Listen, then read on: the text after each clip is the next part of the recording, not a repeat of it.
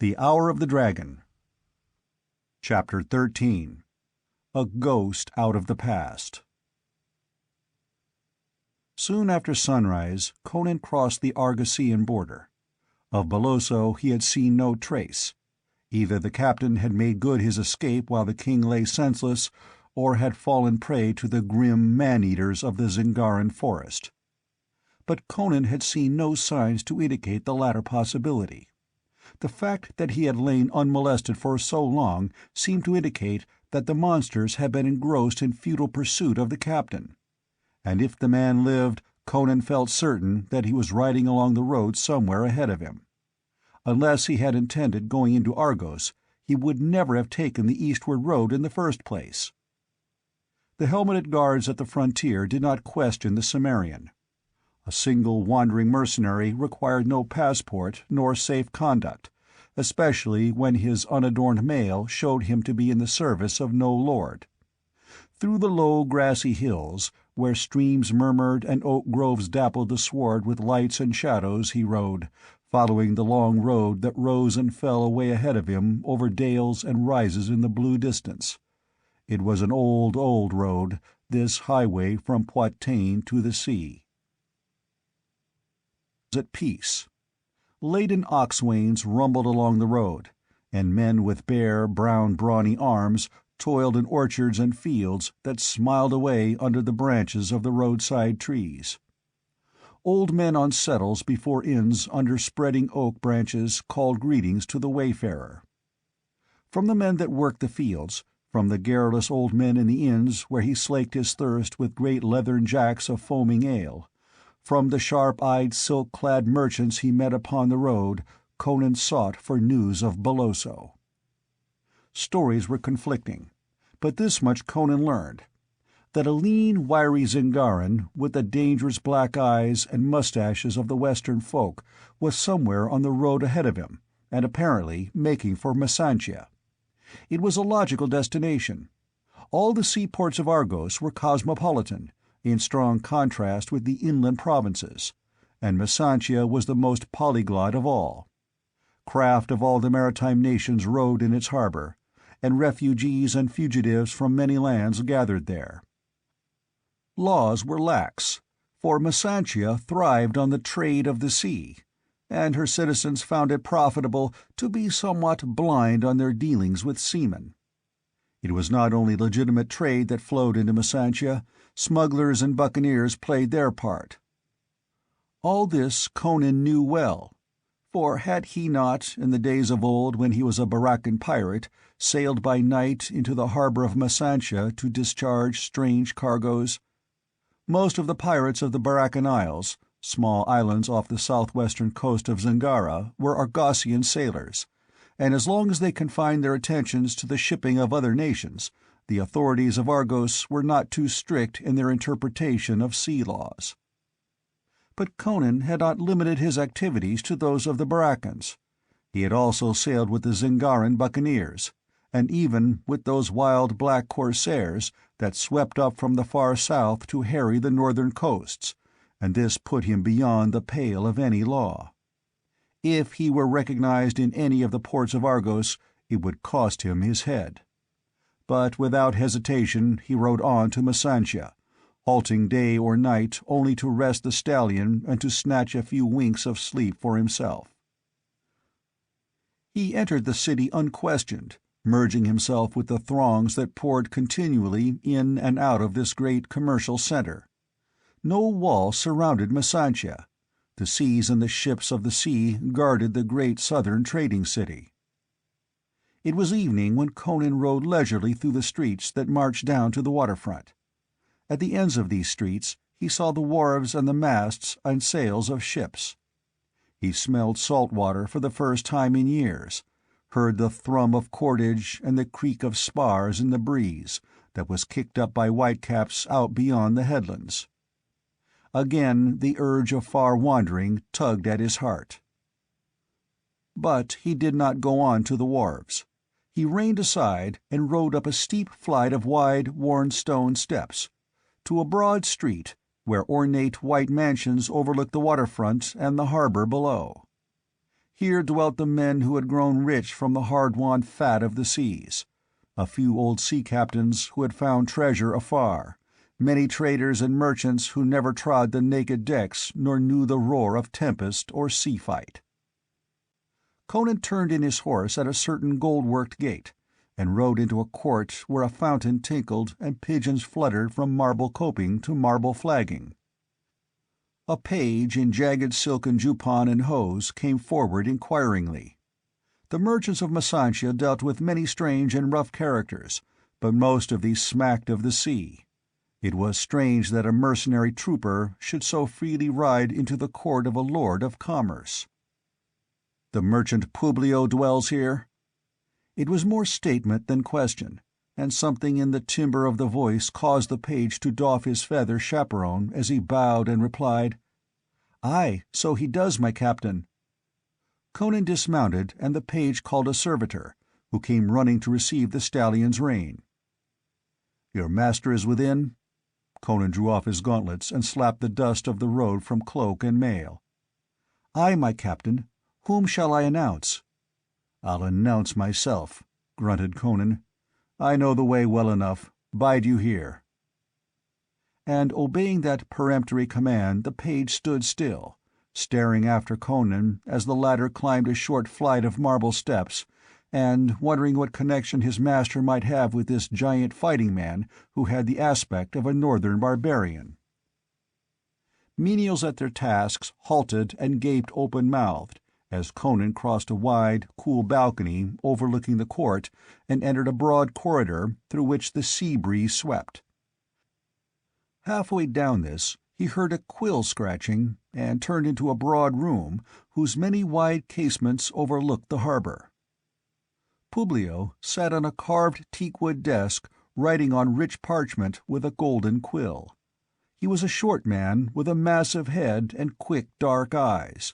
His blue robe was of the finest watered silk, trimmed with cloth of gold, and from his thick white throat hung a heavy gold chain.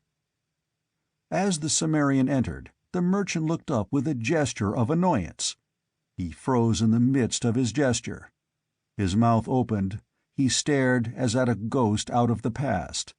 Unbelief and fear glimmered in his wide eyes. "Well," said Conan, "have you no word of greeting, Publio?" Publio moistened his lips. "Conan," he whispered incredulously. "Mitra! Conan! Amra!" "Who else?" The Cimmerian unclasped his cloak and threw it with his gauntlets down upon the desk. "Oh, man," he exclaimed irritably, "can't you at least offer me a beaker of wine? My throat's caked with the dust of the highway." "Aye, wine," echoed Publio mechanically. Instinctively his hand reached for a gong, then recoiled as from a hot coal, and he shuddered. While Conan watched him with a flicker of grim amusement in his eyes, the merchant rose and hurriedly shut the door, first craning his neck up and down the corridor to be sure that no slave was loitering about. Then, returning, he took a gold vessel of wine from a nearby table and was about to fill a slender goblet when Conan impatiently took the vessel from him and, lifting it with both hands, drank deep and with gusto. "Aye, it's Conan all right," muttered Publio. "Man, are you mad?" "By Crom, Publio," said Conan, lowering the vessel but retaining it in his hands, "you dwell in different quarters than of old. It takes an Argosian merchant to wring wealth out of a little waterfront shop that stank of rotten fish and cheap wine." "The old days are past," muttered Publio, drawing his robe about him with a slight involuntary shudder. "I have put off the past like a worn-out cloak." "Well," retorted Conan, "you can't put me off like an old cloak. It isn't much I want of you, but that much I do want, and you can't refuse me. We had too many dealings in the old days. Am I such a fool that I am not aware that this fine mansion was built on my sweat and blood? How many cargoes from my galleys passed through your shop?" "All merchants of Masantia have dealt with sea rovers at one time or another," mumbled Publio nervously. "But not with the black Corsairs," answered Conan grimly. "For Mitra's sake, be silent!" ejaculated Publio, sweat starting out on his brow. His fingers jerked at the gilt-worked edge of his robe. "Well, I only wish to recall it to your mind," answered Conan. "Don't be so fearful. You took plenty of risks in the past, when you were struggling for life and wealth in that lousy little shop down by the wharves, and were hand and glove with every buccaneer and smuggler and pirate from here to the Baraccan Isles. Prosperity must have softened you." "I am respectable," began Publio. "Meaning you're rich as hell," snorted Conan. "Why? Why did you grow wealthy so much quicker than your competitors? Was it because you did a big business in ivory and ostrich feathers, copper and skins and pearls and hammered gold ornaments and other things from the coast of Kush? And where did you get them so cheaply, while other merchants were paying their weight in silver to the Stygians for them? I'll tell you, in case you've forgotten. You bought them from me, at considerably less than their value, and I took them from the tribes of the Black Coast, and from the ships of the Stygians, I and the Black Corsairs." "In Mitra's name, cease!" begged Publio. "I have not forgotten, but what are you doing here? I am the only man in Argos who knew that the king of Aquilonia was once Conan the Buccaneer, in the old days, but word has come southward of the overthrow of Aquilonia and the death of the king." "My enemies have killed me 100 times by rumors," grunted Conan. "Yet here I sit and guzzle wine of Kyros." And he suited the action to the word. Lowering the vessel, which was now nearly empty, he said, "It's but a small thing I ask of you, Publio.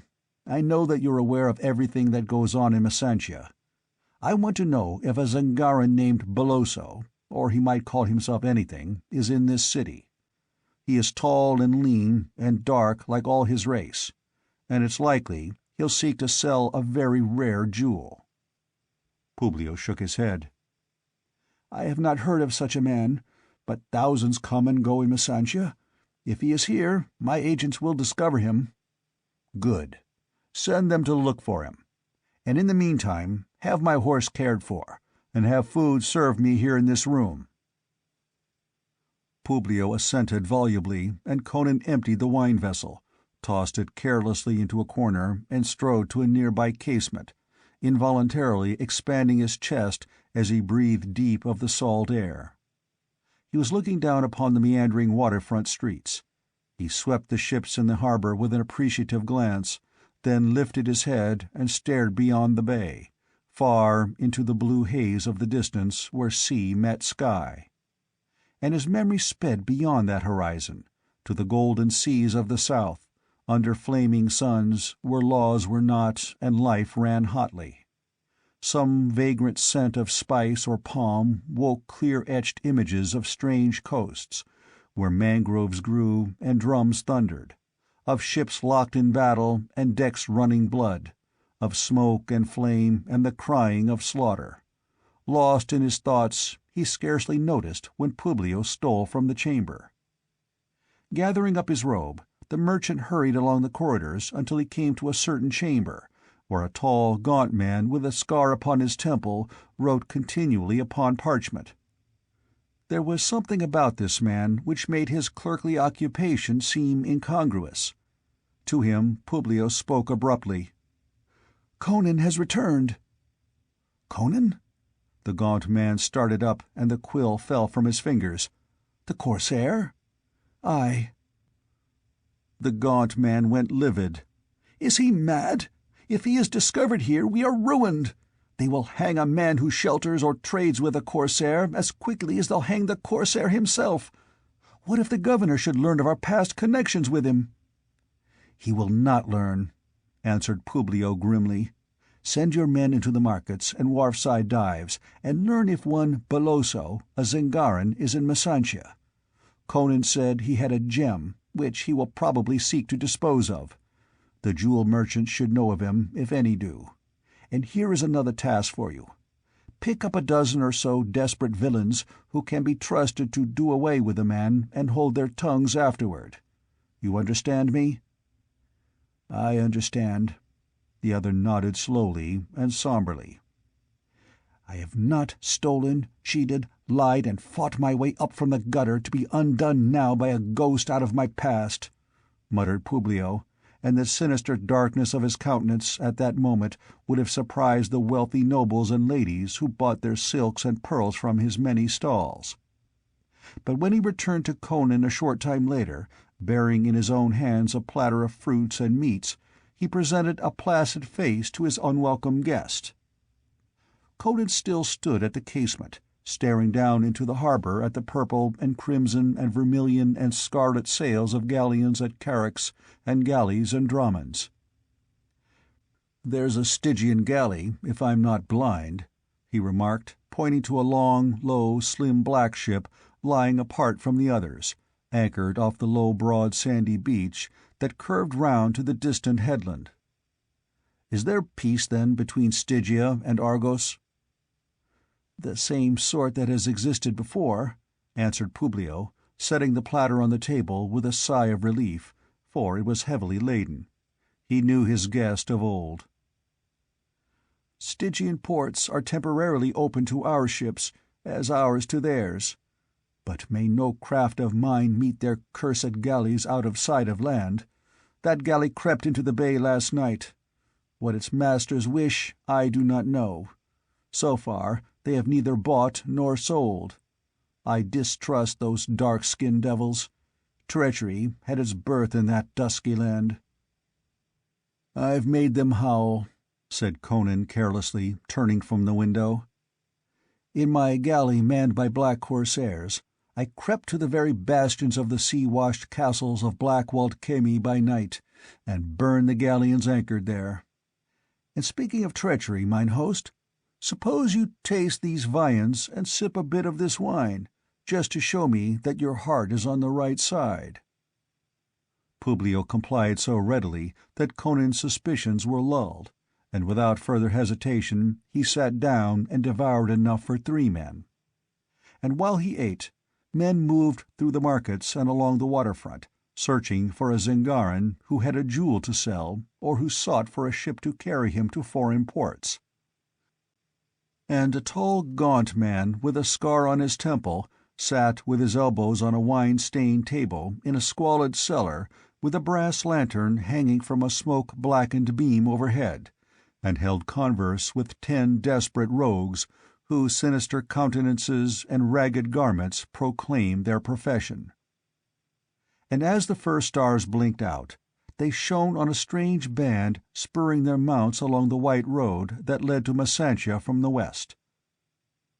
They were 4 men, tall, gaunt, clad in black hooded robes, and they did not speak. They forced their steeds mercilessly onward, and those steeds were gaunt as themselves, and sweat-stained and weary as if from long travel and far wandering. Chapter 14. The Black Hand of Set. Conan woke from a sound sleep as quickly and instantly as a cat, and like a cat he was on his feet with his sword out before the man who had touched him could so much as draw back. "What word, Publio?" demanded Conan, recognizing his host. The gold lamp burned low, casting a mellow glow over the thick tapestries and the rich coverings of the couch whereon he had been reposing. Publio, recovering from the start given him by the sudden action of his awakening guest, replied, "The Zingaran has been located. He arrived yesterday at dawn. Only a few hours ago he sought to sell a huge, strange jewel to a Shemitish merchant, but the Shemite would have naught to do with it. Men say he turned pale beneath his black beard at the sight of it, and closing his stall, fled as from a thing accursed." "It must be Beloso," muttered Conan, feeling the pulse in his temples pounding with impatient eagerness. "Where is he now?" "He sleeps in the house of Servio." "I know that dive of old," grunted Conan. "I'd better hasten before some of these waterfront thieves cut his throat for the jewel." He took up his cloak and flung it over his shoulders, then donned a helmet Publio had procured for him. "Have my steed saddled and ready in the court," said he. "I may return in haste. I shall not forget this night's work, Publio." A few moments later, Publio, standing at a small outer door, watched the king's tall figure receding down the shadowy street. "Farewell to you, Corsair," muttered the merchant. "This must be a notable jewel, to be sought by a man who has just lost a kingdom. I wish I had told my knaves to let him secure it before they did their work. But then something might have gone awry. Let Argos forget Amra, and let my dealings with him be lost in the dust of the past. In the alley behind the house of Servio, that is where Conan will cease to be a peril to me." Servio's house, a dingy, ill-famed den, was located close to the wharves, facing the waterfront. It was a shambling building of stone and heavy ship beams, and a long narrow alley wandered up alongside it. Conan made his way along the alley, and as he approached the house he had an uneasy feeling that he was being spied upon. He stared hard into the shadows of the squalid buildings, but saw nothing, though once he caught the faint rasp of cloth or leather against flesh. But that was nothing unusual. Thieves and beggars prowled these alleys all night, and they were not likely to attack him after one look at his size and harness. But suddenly a door opened in the wall ahead of him, and he slipped into the shadow of an arch. A figure emerged from the open door and moved along the alley, not furtively, but with a natural noiselessness, like that of a jungle beast.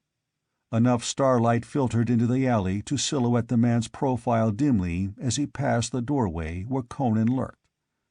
The stranger was a Stygian. There was no mistaking that hawk-faced, shaven head, even in the starlight, nor the mantle over the broad shoulders. He passed on down the alley in the direction of the beach, and once Conan thought he must be carrying a lantern among his garments, for he caught a flash of lambent light, just as the man vanished. But the Cimmerian forgot the stranger as he noticed that the door through which he had emerged still stood open. Conan had intended entering by the main entrance, and forcing Servio to show him the room where the Zingarans slept. But if he could get into the house without attracting anyone's attention, so much the better. A few long strides brought him to the door, and as his hand fell on the lock he stifled an involuntary grunt. His practiced fingers, skilled among the thieves of Zamora long ago, told him that the lock had been forced, apparently by some terrific pressure from the outside, that had twisted and bent the heavy iron bolts, tearing the very sockets loose from the jambs. How such damage could have been wrought so violently without awakening everyone in the neighborhood, Conan could not imagine, but he felt sure that it had been done that night. A broken lock, if discovered, would not go unmended in the house of Servio, in this neighborhood of thieves and cutthroats. Conan entered stealthily, poniard in hand, wondering how he was to find the chamber of the Zingaran. Groping in total darkness, he halted suddenly. He sensed death in that room as a wild beast senses it, not as peril threatening him, but a dead thing, something freshly slain. In the darkness his foot hit and recoiled from something heavy and yielding. With a sudden premonition he groped along the wall until he found the shelf that supported the brass lamp, with its flint, steel, and tinder beside it. A few seconds later a flickering, uncertain light sprang up, and he stared narrowly about him. A bunk built against the rough stone wall, a bare table and a bench completed the furnishings of the squalid chamber. An inner door stood closed and bolted, and on the hard-beaten dirt floor lay Beloso. On his back he lay, with his head drawn back between his shoulders, so that he seemed to stare with his wide, glassy eyes at the sooty beams of the cobwebbed ceiling. His lips were drawn back from his teeth in a frozen grin of agony. His sword lay near him, still in its scabbard. His shirt was torn open, and on his brown, muscular breast was the print of a black hand, thumb and 4 fingers plainly distinct. Conan glared in silence, feeling the short hairs bristle at the back of his neck. "Crum," he muttered, "the black hand of Set." He had seen that mark of old, the death mark of the black priests of Set, the grim cult that ruled in the dark Stygia. And suddenly he remembered that curious flash he had seen emanating from the mysterious Stygian who had emerged from this chamber. "The heart, by Crum," he muttered. "He was carrying it under his mantle. He stole it. He burst that door by his magic and slew Boloso. He was a priest of Set." A quick investigation confirmed at least part of his suspicions. The jewel was not on the Zingaran's body. An uneasy feeling rose in Conan that this had not happened by chance or without design. A conviction that the mysterious Stygian galley had come into the harbor of Masantia on a definite mission. How could the priests of Set know that the heart had come southward? Yet the thought was no more fantastic than the necromancy that could slay an armed man by the touch of an open, empty hand. Footfall outside the door brought him round like a great cat. With one motion he extinguished the lamp and drew his sword. His ears told him that men were out there in the darkness, were closing in on the doorway. As his eyes became accustomed to the sudden darkness, he could make out dim figures ringing the entrance. He could not guess their identity, but as always he took the initiative, leaping suddenly forth from the doorway without awaiting the attack. His unexpected movement took the skulkers by surprise. He sensed and heard men close about him, saw a dim masked figure in the starlight before him. Then his sword crunched home, and he was fleeting away down the alley before the slower-thinking and slower-acting attackers could intercept him. As he ran, he heard, somewhere ahead of him, a faint creak of oarlocks, and he forgot the men behind him. A boat was moving out into the bay. Gritting his teeth, he increased his speed, but before he reached the beach he heard the rasp and creak of ropes and the grind of the great sweep in its socket. Thick clouds rolling up from the sea obscured the stars. In thick darkness Conan came upon the strand, straining his eyes out across the black, restless water. Something was moving out there, a long, low black shape that receded in the darkness, gathering momentum as it went. To his ears came the rhythmical clack of long oars. He ground his teeth in helpless fury. It was the Stygian galley, and she was racing out to sea, bearing with her the jewel that meant to him the throne of Aquilonia. With a savage curse, he took a step toward the waves that lapped against the sands, catching at his hauberk and intending to rip it off and swim after the vanishing ship. Then the crunch of a heel in the sand brought him about. He had forgotten his pursuers. Dark figures closed in on him with a rush of feet through the sands. The first went down beneath the Cimmerian's flailing sword, but the others did not falter. Blades whickered dimly about him in the darkness or rasped on his mail. Blood and entrails spilled over his hand, and someone screamed as he ripped murderously upward.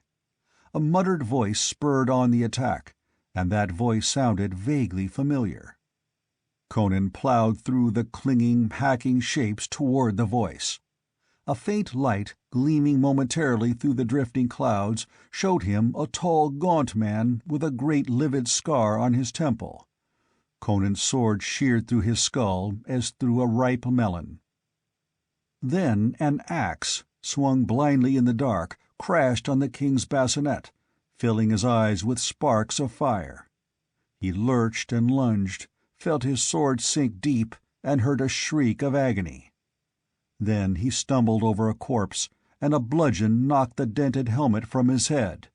The next instant the club fell full on his unprotected skull. The king of Aquilonia crumpled into the wet sands. Over him, wolfish figures panted in the gloom. "Strike off his head," muttered one. "Let him lie," grunted another. "Help me tie up my wounds before I bleed to death. The tide will wash him into the bay. See, he fell at the water's edge. His skull's split. No man could live after such blows." "Help me strip him," urged another. "His harness will fetch a few pieces of silver. And haste! Tiberio is dead, and I hear seamen singing as they read along the strand. Let us be gone." There followed hurried activity in the darkness, and then the sound of quickly receding footsteps. The tipsy singing of the seamen grew louder. In his chamber, Publio, nervously pacing back and forth before a window that overlooked the shadowed bay, whirled suddenly, his nerves tingling. To the best of his knowledge, the door had been bolted from within, but now it stood open and 4 men filed into the chamber. At the sight of them his flesh crawled.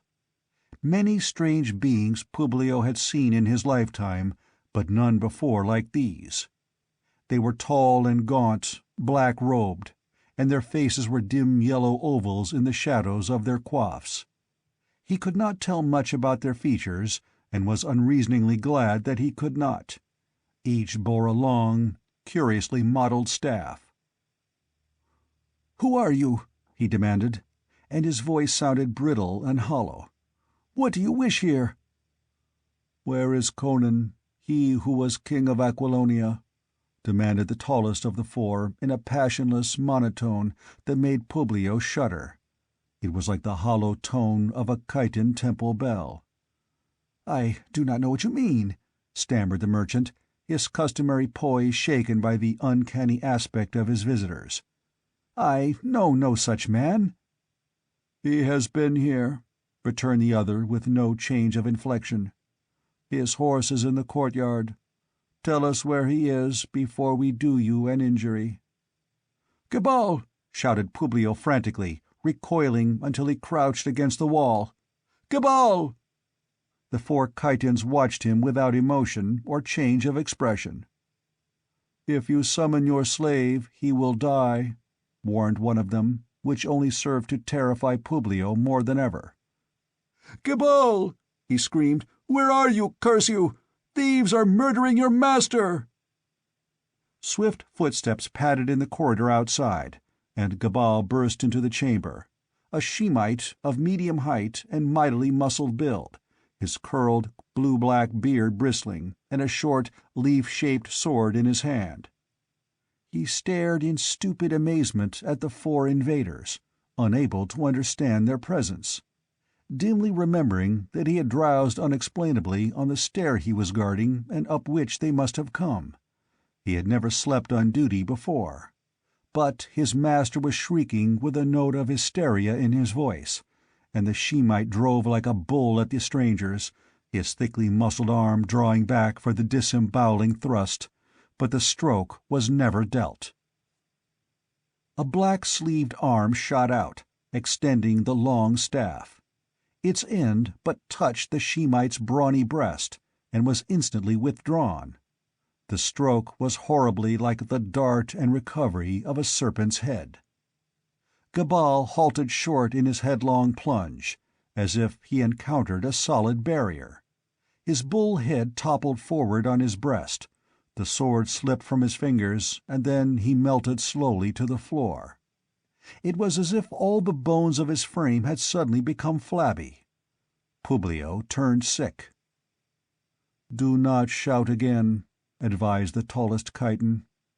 "Your servants sleep soundly, but if you awaken them they will die, and you with them. Where is Conan?" "He is gone to the house of Servio, near the waterfront, to search for the Zengaran Beloso," gasped Publio, all his power of resistance gone out of him. The merchant did not lack courage, but these uncanny visitants turned his marrow to water. He started convulsively at a sudden noise of footsteps hurrying up the stair outside, loud in the ominous stillness. "Your servant?" asked the chiton. Publio shook his head mutely, his tongue frozen to his palate.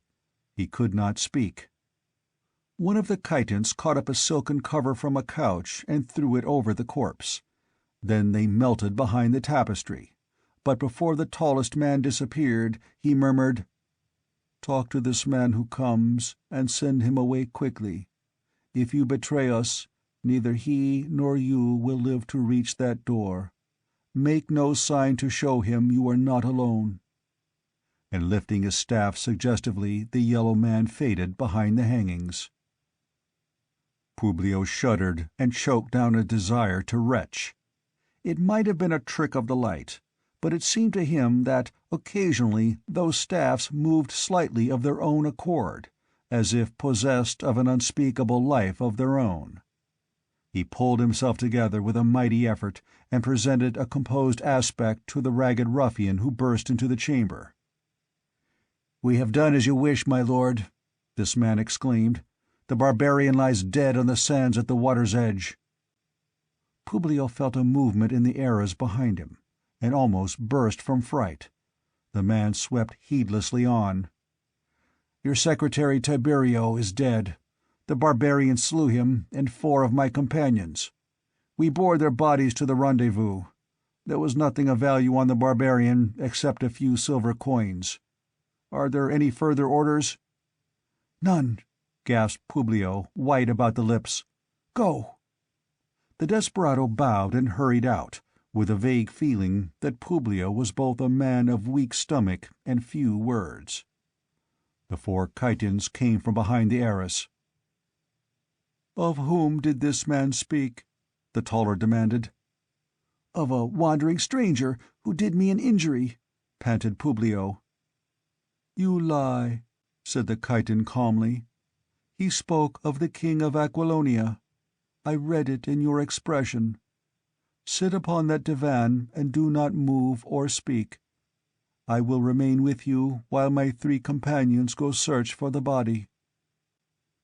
So Publio sat and shook with terror of the silent, inscrutable figure which watched him, until the 3 chitons filed back into the room, with the news that Conan's body did not lie upon the sands.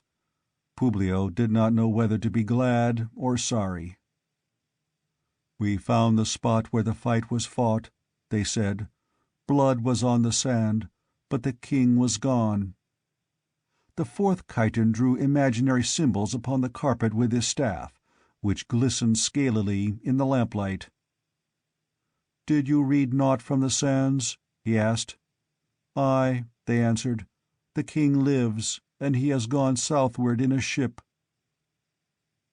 The tall chiton lifted his head and gazed at Publio, so that the merchant broke into a profuse sweat. "What do you wish of me?" he stuttered. "A ship," answered the chiton. "A ship well manned for a very long voyage." "For how long a voyage?"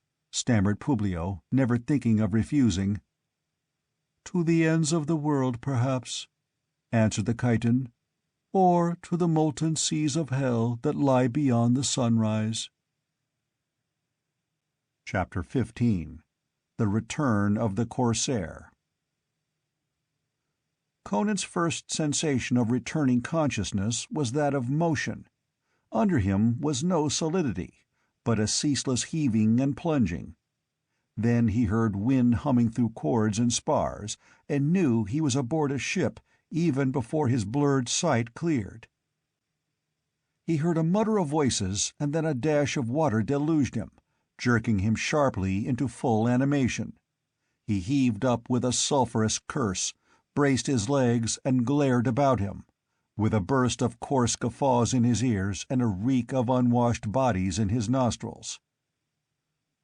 He was standing on the poop deck of a long galley which was running before the wind that whipped down from the north, her striped sail bellying against the taut sheets. The sun was just rising, in a dazzling blaze of gold and blue and green. To the left of the shoreline was a dim purple shadow. To the right stretched the open ocean. This much Conan saw at once that likewise included the ship itself.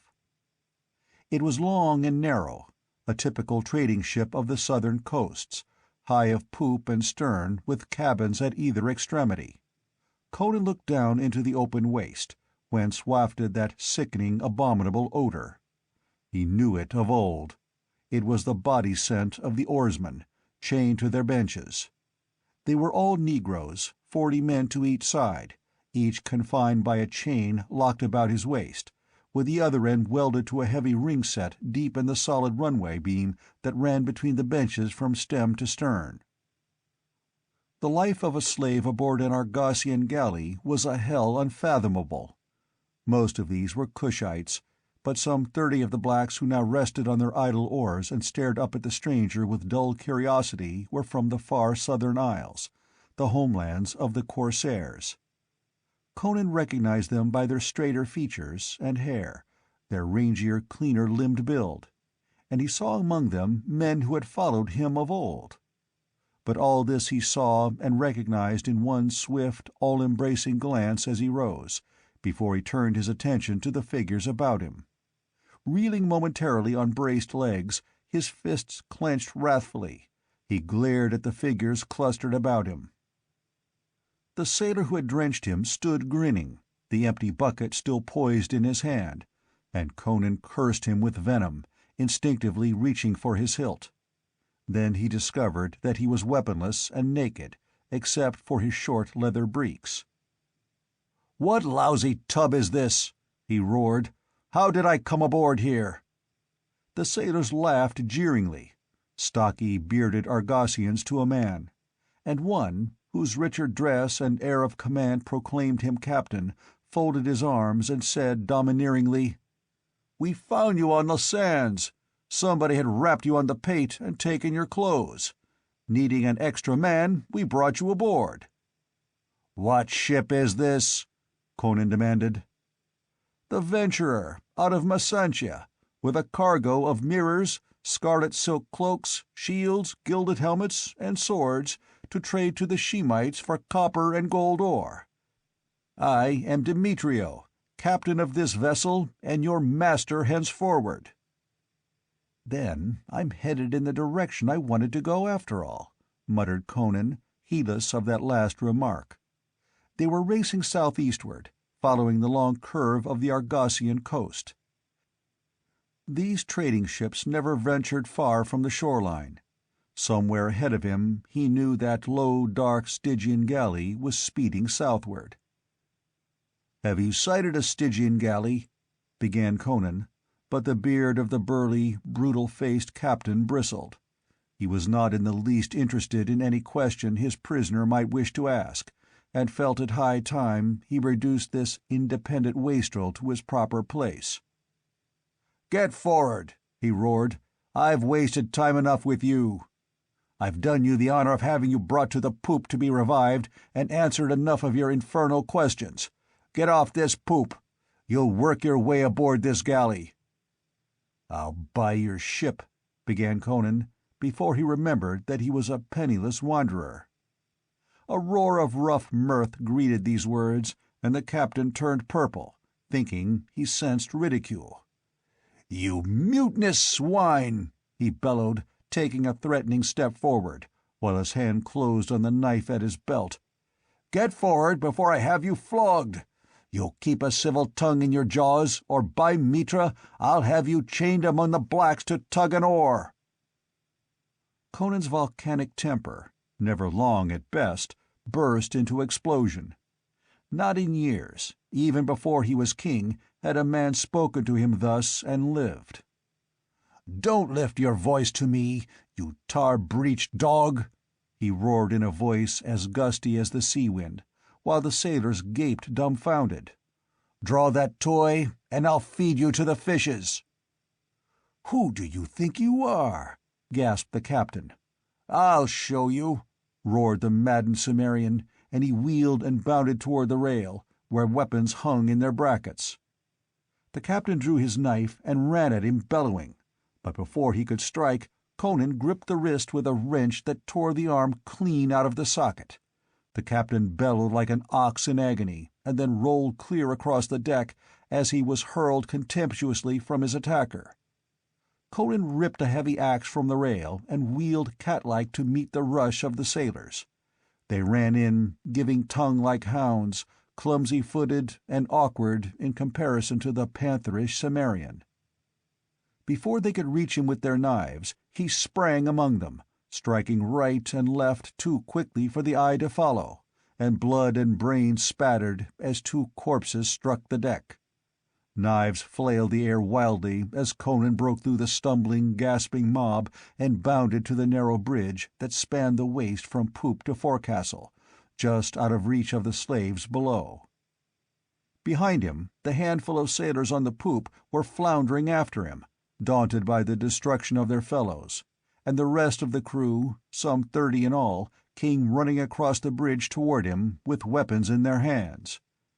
Conan bounded out on the bridge and stood poised above the upturned black faces, axe lifted, black mane blown in the wind. "Who am I?" he yelled. "Look, you dogs! Look, Ajunga, Yasunga, Laranga! Who am I?" And from the waist rose a shout that swelled to a mighty roar. "Amra! It is Amra! The lion has returned!" The sailors who caught and understood the burden of that awesome shout paled and shrank back, staring in sudden fear at the wild figure on the bridge. Was this, in truth, that bloodthirsty ogre of the southern seas who had so mysteriously vanished years ago, but who still lived in gory legends?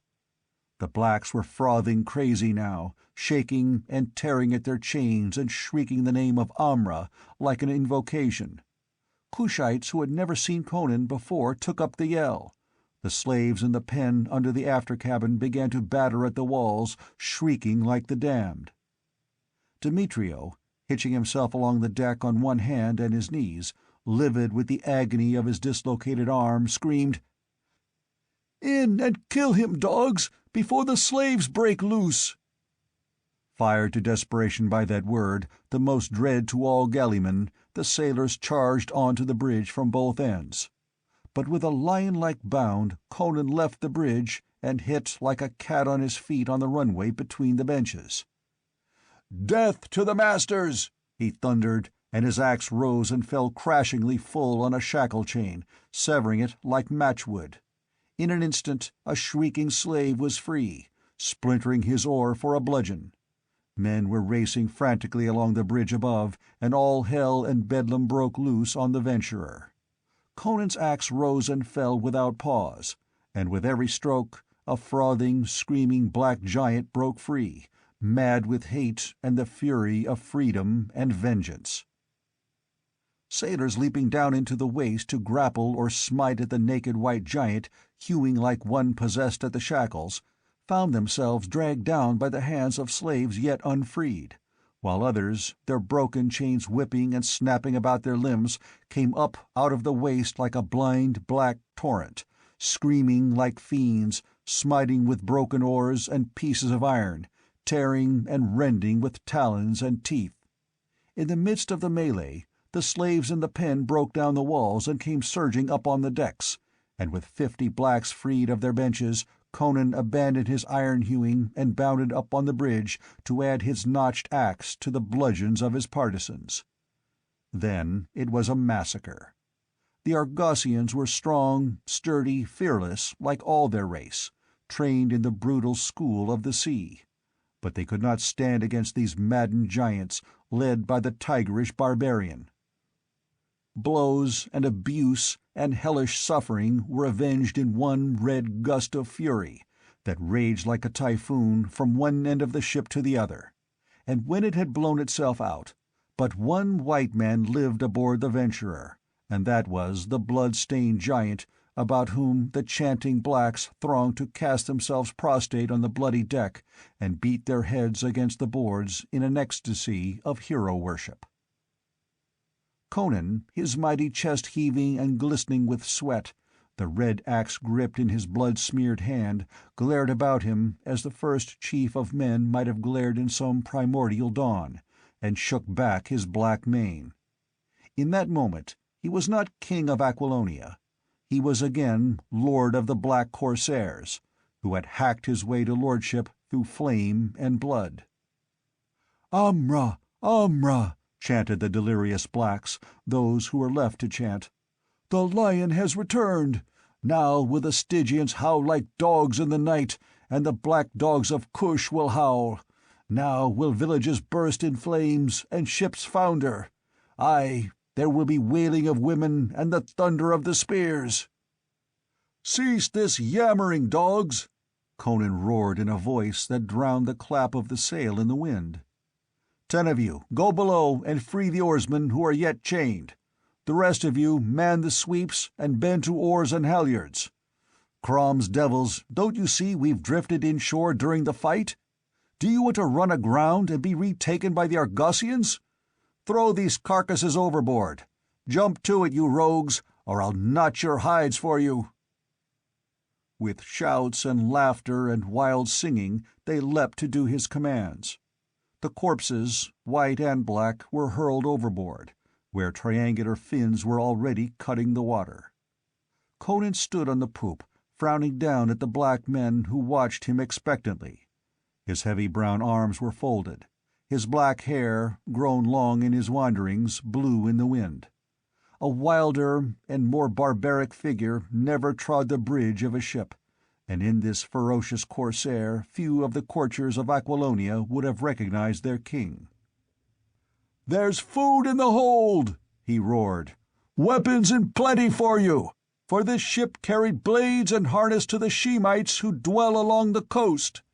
There are enough of us to work ship, aye, and to fight. You rode in chains for the Argosian dogs. Will you row as free men for Amra?" "Aye," they roared.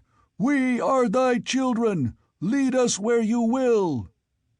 "Then fall to and clean out that waste," he commanded. "Free men don't labor in such filth. 3 of you come with me and break out food from the after cabin. By Crom, I'll pad out your ribs before this cruise is done."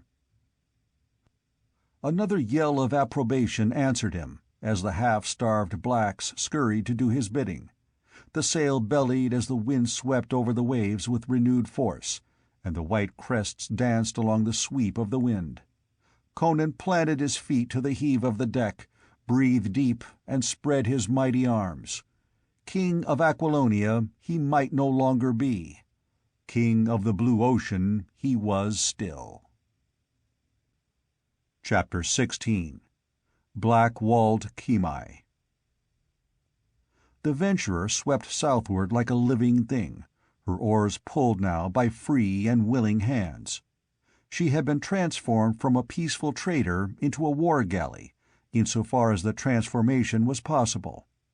Men sat at the benches now with swords at their sides and gilded helmets on their kinky heads. Shields were hung along the rails, and sheafs of spears, bows, and arrows adorned the mast. Even the elements seemed to work for Conan now. The broad purple sail bellied to a stiff breeze that held day by day, needing little aid from the oars. But though Conan kept a man on the masthead day and night, they did not sight a long, low black galley fleeing southward ahead of them. Day by day the blue waters rolled empty to their view, broken only by fishing craft which fled like frightened birds before them, at sight of the shields hung along the rail. The season for trading was practically over for the year, and they sighted no other ships.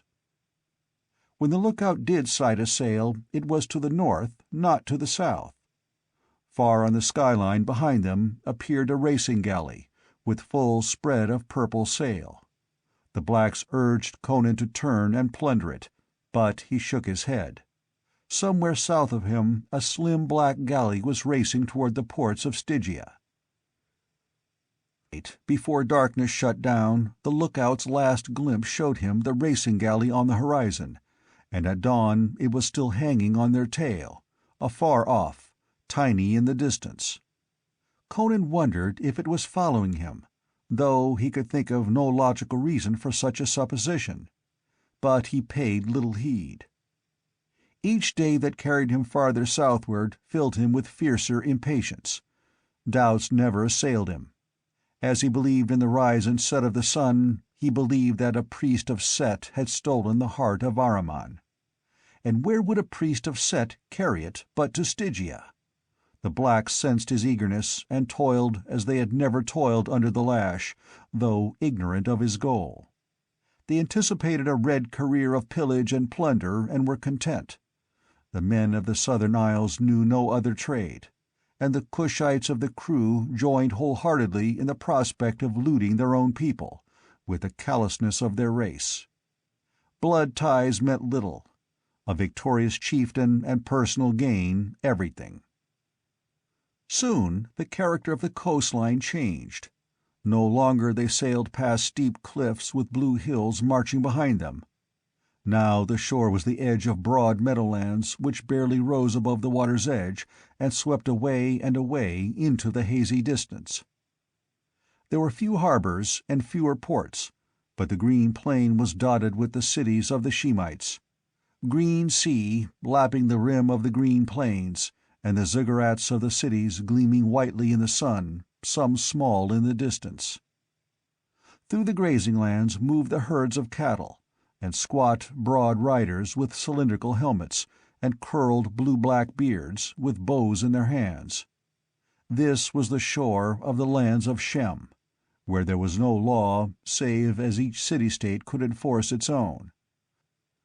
Far to the eastward, Conan knew the meadowlands gave way to desert, where there were no cities and the nomadic tribes roamed unhindered. Still, as they plied southward, past the changeless panorama of city-dotted meadowland, at last the scenery again began to alter. Clumps of tamarind appeared, the palm groves grew denser. The shoreline became more broken, a marching rampart of green fronds and trees, and behind them rose bare, sandy hills. Streams poured into the sea, and along their moist banks vegetation grew thick and of vast variety. So at last they passed the mouth of a broad river that mingled its flow with the ocean, and saw the great black walls and towers of Khemi rise against the southern horizon. The river was the Styx, the real border of Stygia. Khemi was Stygia's greatest port, and at that time her most important city. The king dwelt at more ancient Luxor, but in Khemi reigned the priestcraft, though men said the center of their dark religion lay far inland in a mysterious, deserted city near the bank of the Styx. This river, springing from some nameless source far in the unknown lands south of Stygia, ran northward for 1,000 miles before it turned and flowed westward for some hundreds of miles to empty at last into the ocean. The venturer, showing no lights, stole past the port in the night, and before dawn discovered her, anchored in a small bay a few miles south of the city. It was surrounded by marsh, a green tangle of mangroves, palms and lianas, swarming with crocodiles and serpents. Discovery was extremely unlikely. Conan knew the place of old. He had hidden there before, in his Corsair days. As they slid silently past the city, whose great black bastions rose on the jutting prongs of land which locked the harbor, torches gleamed and smoldered luridly, and to their ears came the low thunder of drums. The port was not crowded with ships as were the harbors of Argos. The Stygians did not base their glory and power upon ships and fleets. Trading vessels and war galleys indeed they had, but not in proportion to their inland strength. Many of their craft plied up and down the great river, rather than along the sea-coasts. The Stygians were an ancient race, a dark, inscrutable people, powerful and merciless. Long ago their rule had stretched far north of the Styx, beyond the meadowlands of Shem, and into the fertile uplands now inhabited by the peoples of Koth and Ophir and Argos. Their borders had marched with those of ancient Acheron, but Acheron had fallen, and the barbaric ancestors of the Hyborians had swept southward in wolfskins and horned helmets, driving the ancient rulers of the land before them. The Stygians had not forgotten. All day the venturer lay at anchor in the tiny bay, walled in with green branches and tangled vines through which flitted gay-plumed, harsh-voiced birds, and among which glided bright-scaled, silent reptiles. Toward sundown a small boat crept out and down along the shore, seeking and finding that which Conan desired, a Stygian fisherman in his shallow, flat-prowed boat.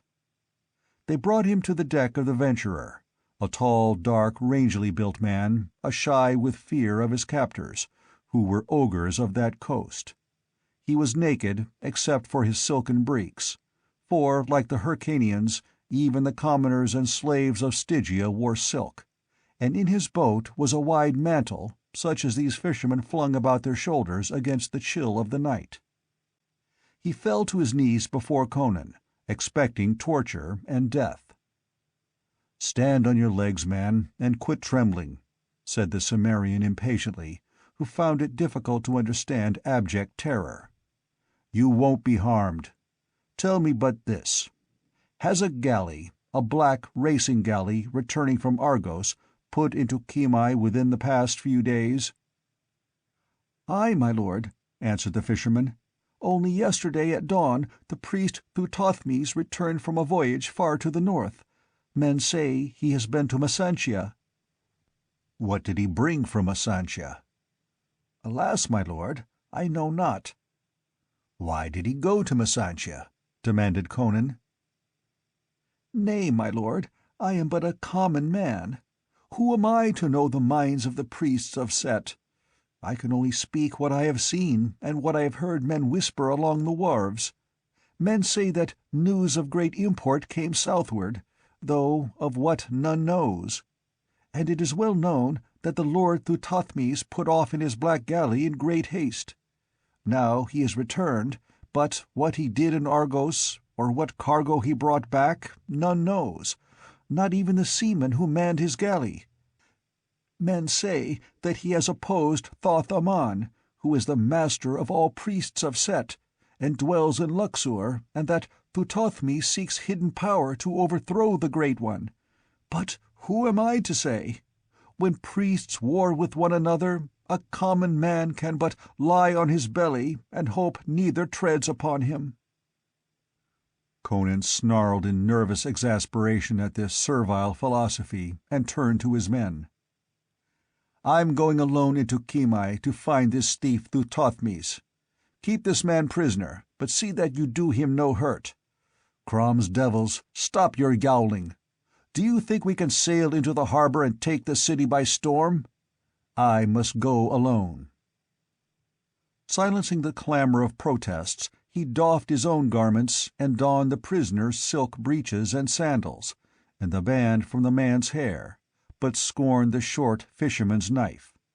The common men of Stygia were not allowed to wear swords, and the mantle was not voluminous enough to hide the Cimmerian's long blade, but Conan buckled to his hip a ganata knife, a weapon borne by the fierce desert men who dwelt to the south of the Stygians, a broad, heavy, slightly curved blade of fine steel, edged like a razor and long enough to dismember a man.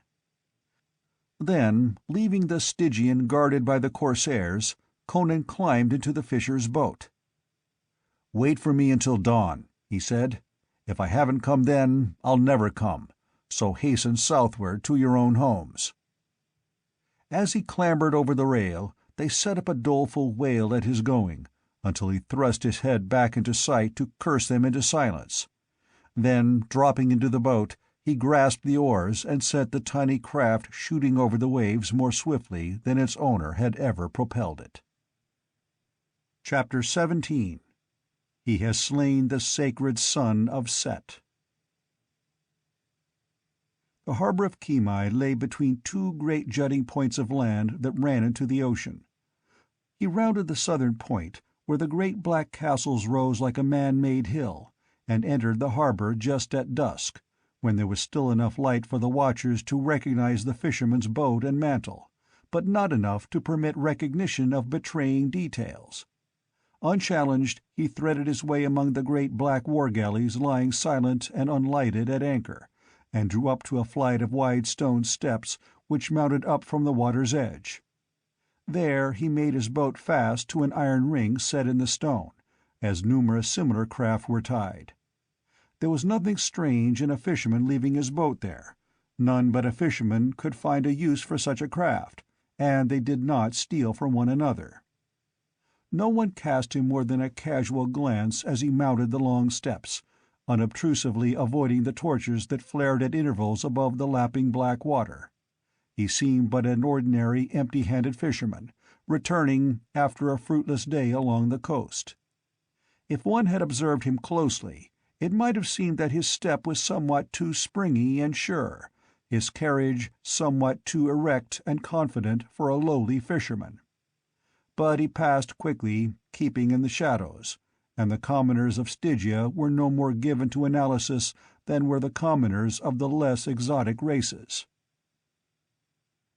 He was not unlike the warrior castes of the Stygians, who were a tall, muscular race. Bronzed by the sun, he was nearly as dark as many of them. His black hair, square cut and confined by a copper band, increased the resemblance. The characteristics which set him apart from them were the subtle difference in his walk and his alien features and blue eyes. But the mantle was a good disguise, and he kept as much in the shadows as possible, turning away his head when a native passed him too closely. But it was a desperate game, and he knew he could not long keep up the deception. Khemi was not unlike the seaports of the Hyborians, where types of every race swarmed. The only aliens here were Negro and Shemite slaves, and he resembled neither even as much as he resembled the Stygians themselves. Strangers were not welcome in the cities of Stygia, tolerated only when they came as ambassadors or licensed traders. But even then, the latter were not allowed ashore after dark, and now there were no Hyborian ships in the harbor at all.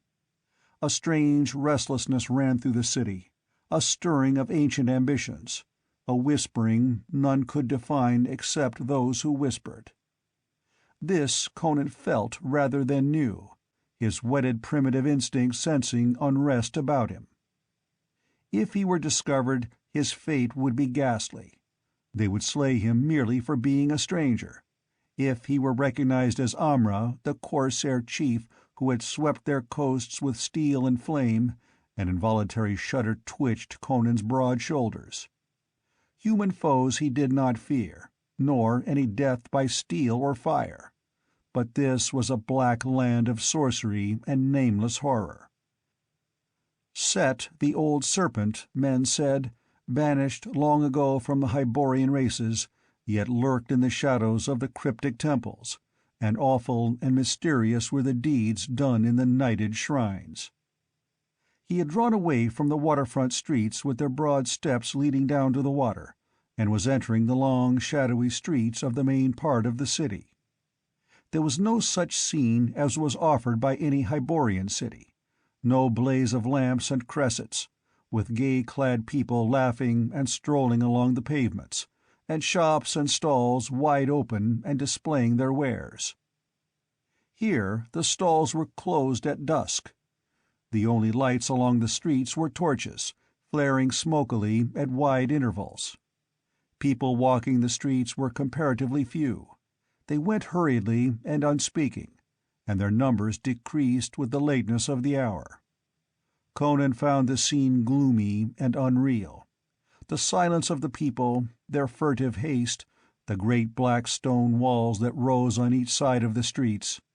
There was a grim massiveness about Stygian architecture that was overpowering and oppressive.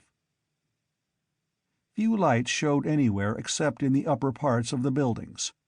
Conan knew that most of the people lay on the flat roofs, among the palms of artificial gardens under the stars. There was a murmur of weird music from somewhere.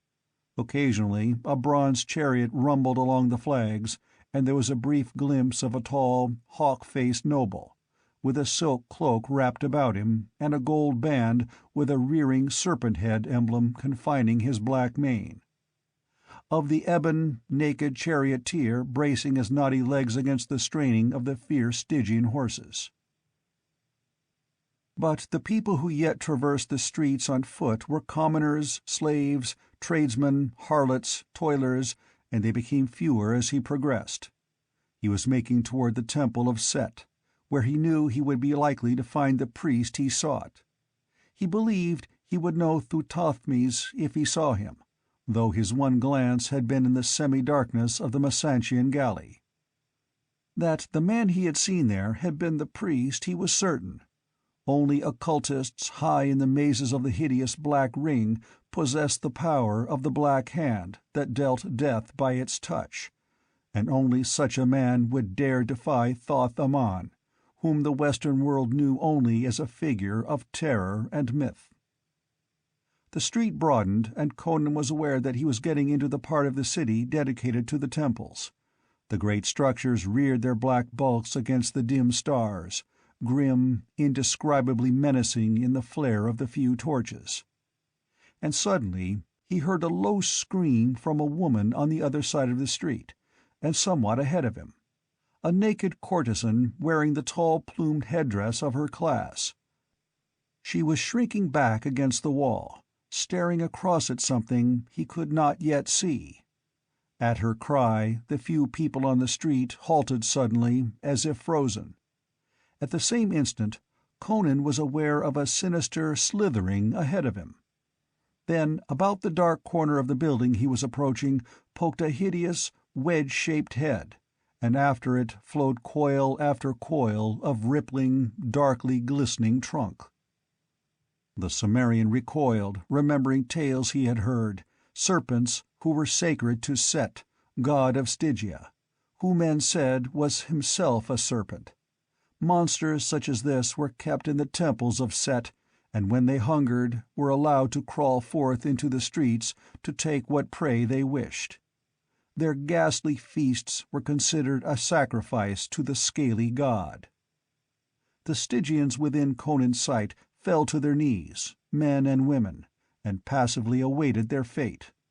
One the great serpent would select would lap in scaly coils, crush to a red pulp, and swallow as a rat snake swallows a mouse. The others would live. That was the will of the gods. But it was not Conan's will. The python glided toward him, its attention probably attracted by the fact that he was the only human in sight still standing erect. Gripping his great knife under his mantle, Conan hoped the slimy brute would pass him by. But it halted before him and reared up horrifically in the flickering torchlight, its forked tongue flickering in and out, its cold eyes glittering with the ancient cruelty of the serpent folk. Its neck arched, but before it could dart, Conan whipped his knife from under his mantle and struck like a flicker of lightning. The broad blade split that wedge-shaped head and sheared deep into the thick neck. Conan wrenched his knife free and sprang clear as the great body nodded and looped and whipped terrifically in its death throes. In the moment that he stood staring in morbid fascination, the only sound was the thud and swish of the snake's tail against the stones. Then from the shocked votaries burst a terrible cry. "Blasphemer! He has slain the sacred son of Set! Slay him! Slay! Slay!"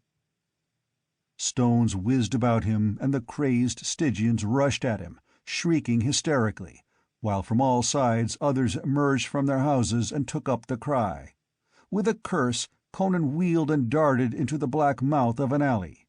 He heard the patter of bare feet on the flags behind him as he ran more by feel than by sight, and the walls resounded to the vengeful yells of the pursuers. Then his left hand found a break in the wall, and he turned sharply into another, narrower alley. On both sides rose sheer black stone walls. High above him he could see a thin line of stars. These giant walls, he knew, were the walls of temples. He heard behind him the pack sweep past the dark mouth in full cry. Their shouts grew distant, faded away. They had missed the smaller alley and run straight on in the blackness.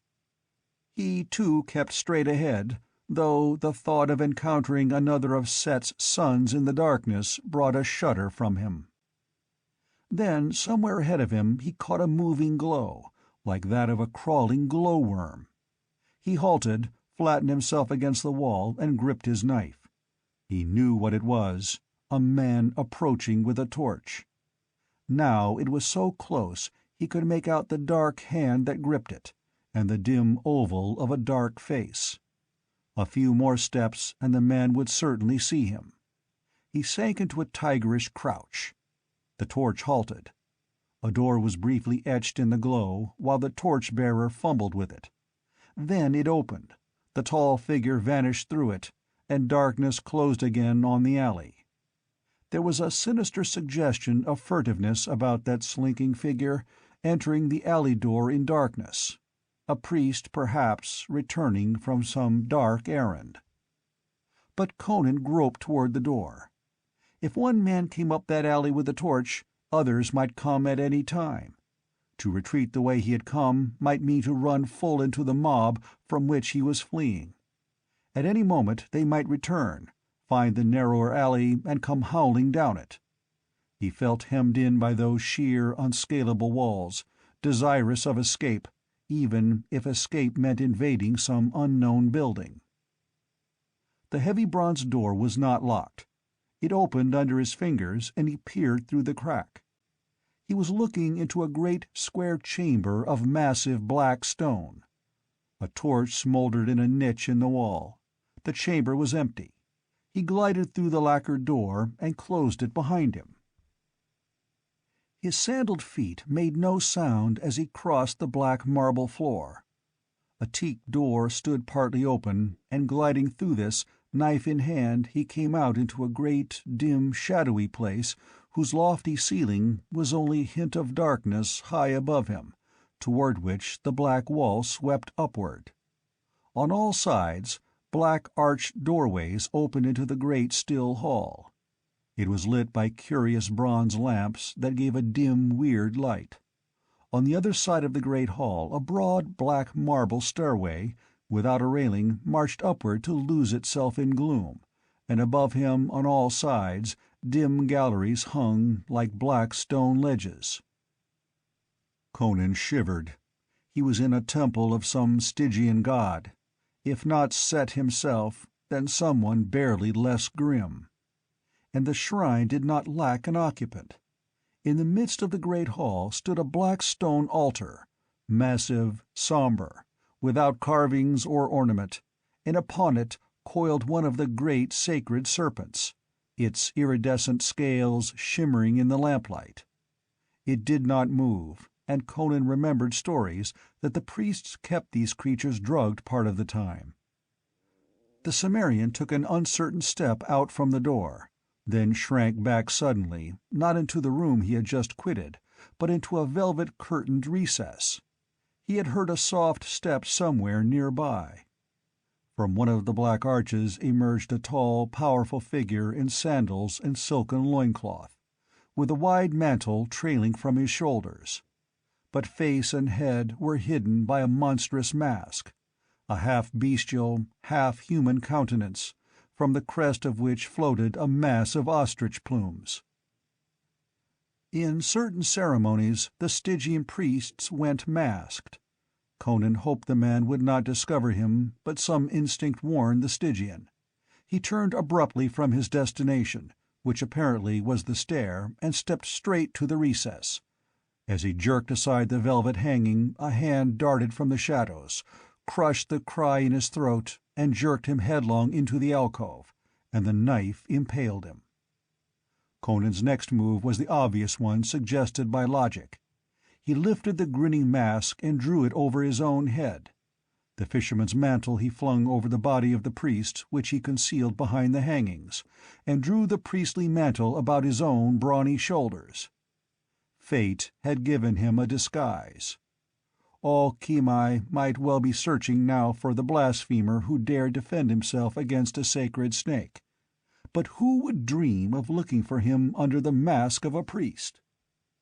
He strode boldly from the alcove and headed for one of the arched doorways at random, but he had not taken a dozen strides when he wheeled again, all his senses edged for peril.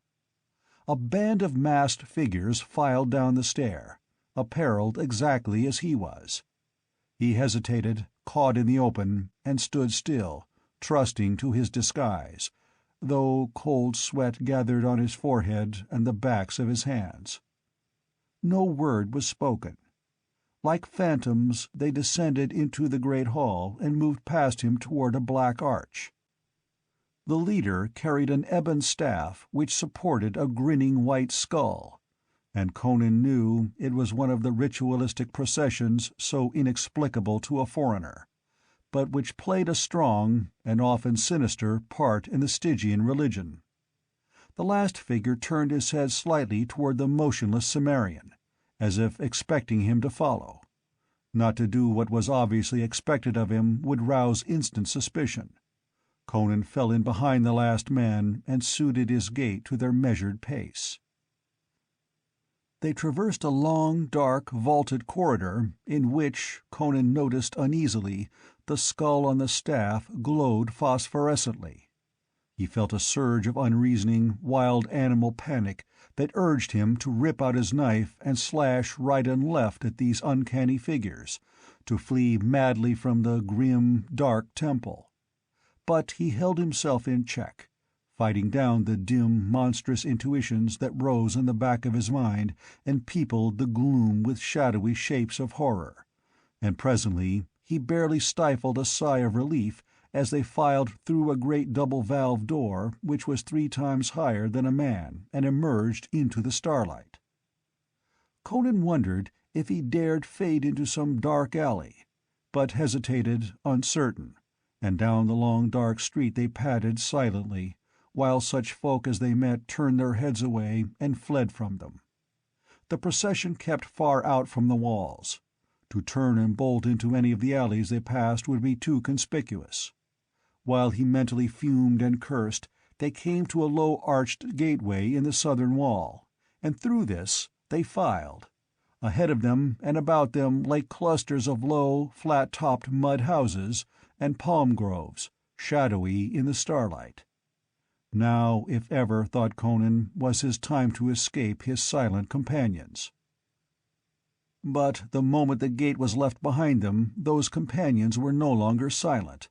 They began to mutter excitedly among themselves. The measured, ritualistic gait was abandoned. The staff with its skull was tucked unceremoniously under the leader's arm, and the whole group broke ranks and hurried onward. And Conan hurried with them. For in the low murmur of speech he had caught a word that galvanized him. The word was Thuthothmes. Chapter 18. I am the woman who never died. Conan stared with burning interest at his masked companions. One of them was Thuthothmes, or else the destination of the band was a rendezvous with the man he sought. And he knew what that destination was when, beyond the palms, he glimpsed a black, triangular bulk looming against the shadowy sky. They passed through the belt of huts and groves, and if any man saw them he was careful not to show himself. The huts were dark. Behind them the black towers of Khemi rose gloomily against the stars that were mirrored in the waters of the harbor. Ahead of them the desert stretched away in dim darkness. Somewhere a jackal yapped.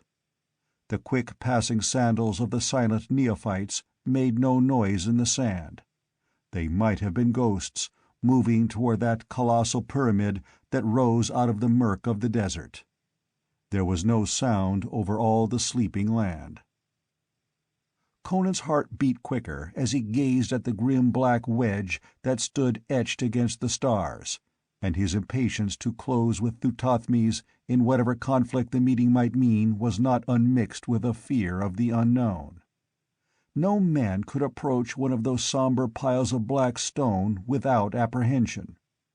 The very name was a symbol of repellent horror among the northern nations, and legends hinted that the Stygians did not build them.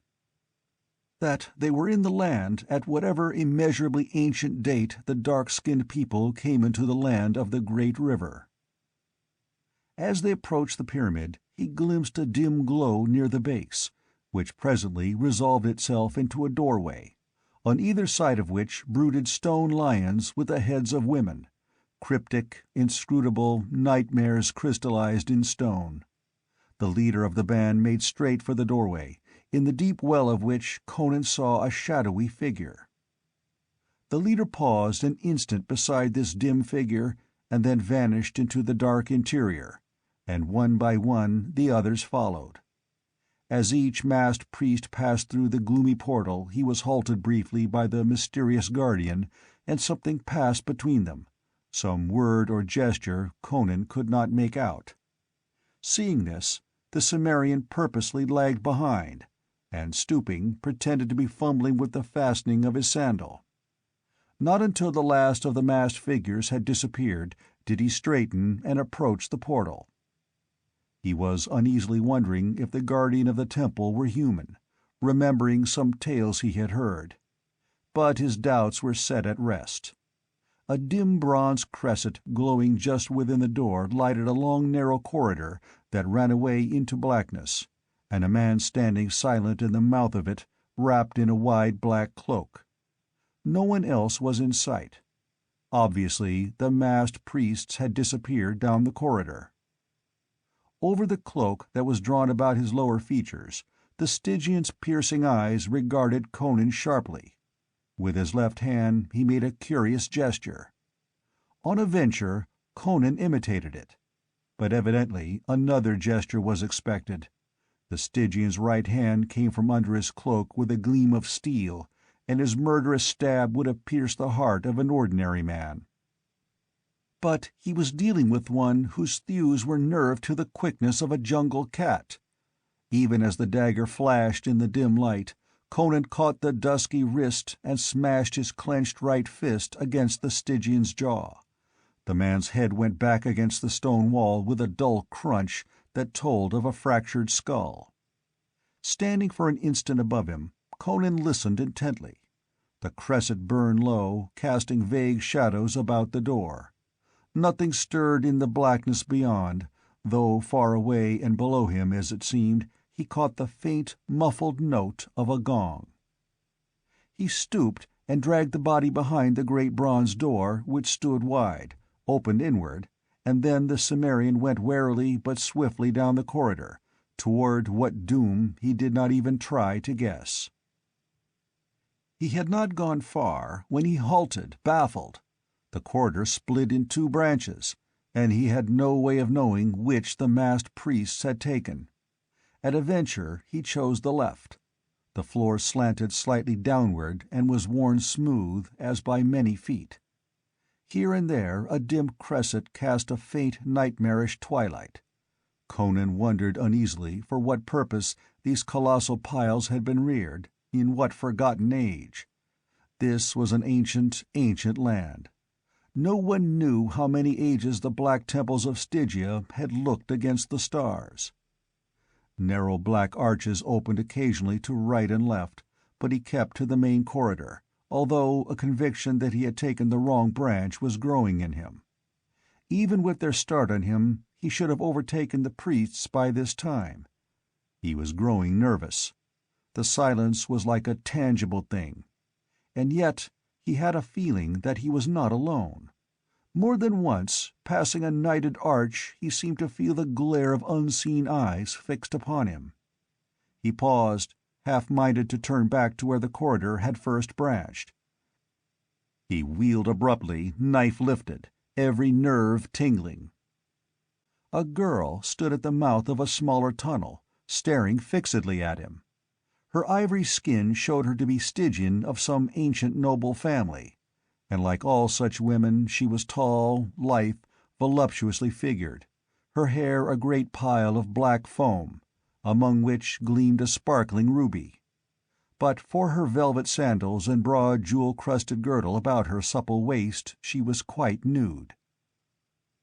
"What do you here?" she demanded. To answer would betray his alien origin. He remained motionless, a grim, somber figure in the hideous mask with the plumes floating over him. His alert gaze sought the shadows behind her and found them empty, but there might be hordes of fighting men within her call. She advanced toward him, apparently without apprehension, though with suspicion. "You are not a priest," she said. "You are a fighting man. Even with that mask, that is plain. There is as much difference between you and a priest as there is between a man and a woman." "By Set!" she exclaimed, halting suddenly, her eyes flaring wide. "I do not believe you are even a Stygian." With a movement too quick for the eye to follow, his hand closed about her round throat, lightly as a caress. "Not a sound out of you," he muttered. Her smooth ivory flesh was cold as marble, yet there was no fear in the wide, dark, marvelous eyes which regarded him. "Do not fear," she answered calmly. "I will not betray you. But you are mad to come, a stranger and a foreigner, to the forbidden temple of Set?" "I'm looking for the priest Thuthothmes," he answered. "Is he in this temple?" "Why do you seek him?" she parried. "He has something of mine which was stolen." "I will lead you to him," she volunteered, so promptly that his suspicions were instantly aroused. "Don't play with me, girl," he growled. "I do not play with you. I have no love for Thuthothmes." He hesitated, then made up his mind. After all, he was as much in her power as she was in his. "Walk beside me," he commanded, shifting his grasp from her throat to her wrist. "But walk with care. If you make a suspicious move—" She led him down the slanting corridor, down and down, until there were no more cressets, and he groped his way in darkness, aware less by sight than by feel and sense of the woman at his side. Once, when he spoke to her, she turned her head toward him, and he was startled to see her eyes glowing like golden fire in the dark. Dim doubts and vague, monstrous suspicions haunted his mind, but he followed her, through a labyrinthine maze of black corridors that confused even his primitive sense of direction. He mentally cursed himself for a fool, allowing himself to be led into that black abode of mystery. But it was too late to turn back now. Again he felt life and movement in the darkness about him, sensed peril and hunger burning impatiently in the blackness. Unless his ears deceived him, he caught a faint sliding noise that ceased and receded at a muttered command from the girl. She led him at last into a chamber lighted by a curious, seven-branches candelabrum in which black candles burned weirdly. He knew they were far below the earth. The chamber was square, with walls and ceiling of polished black marble, and furnished after the manner of the ancient Stygians. There was a couch of ebony, covered with black velvet, and on a black stone dais lay a carven mummy case. Conan stood waiting expectantly, staring at the various black arches which opened into the chamber, but the girl made no move to go farther. Stretching herself on the couch with feline suppleness, she intertwined her fingers behind her sleek head and regarded him from under long, drooping lashes. "Well?" he demanded impatiently. "What are you doing? Where's Thuthothmes?" "There is no haste," she answered lazily. "What is an hour, or a day, or a year, or a century, for that matter? Take off your mask. Let me see your features." With a grunt of annoyance, Conan dragged off the bulky headpiece, and the girl nodded as if in approval as she scanned his dark, scarred face and blazing eyes. "There is strength in you, great strength. You could strangle a bullock." He moved restlessly, his suspicion growing. With his hand on his hilt, he peered into the gloomy arches.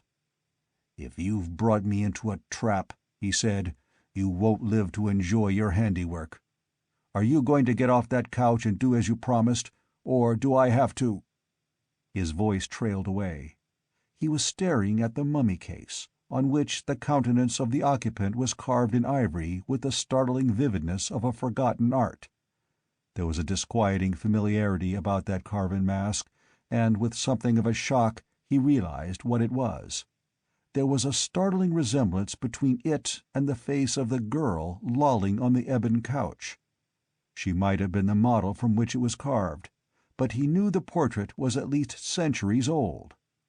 Archaic hieroglyphics were scrawled across the lacquered lid, and seeking back into his mind for tag-ends of learning, picked up here and there as incidentals of an adventurous life, he spelled them out and said aloud, "Akavasha."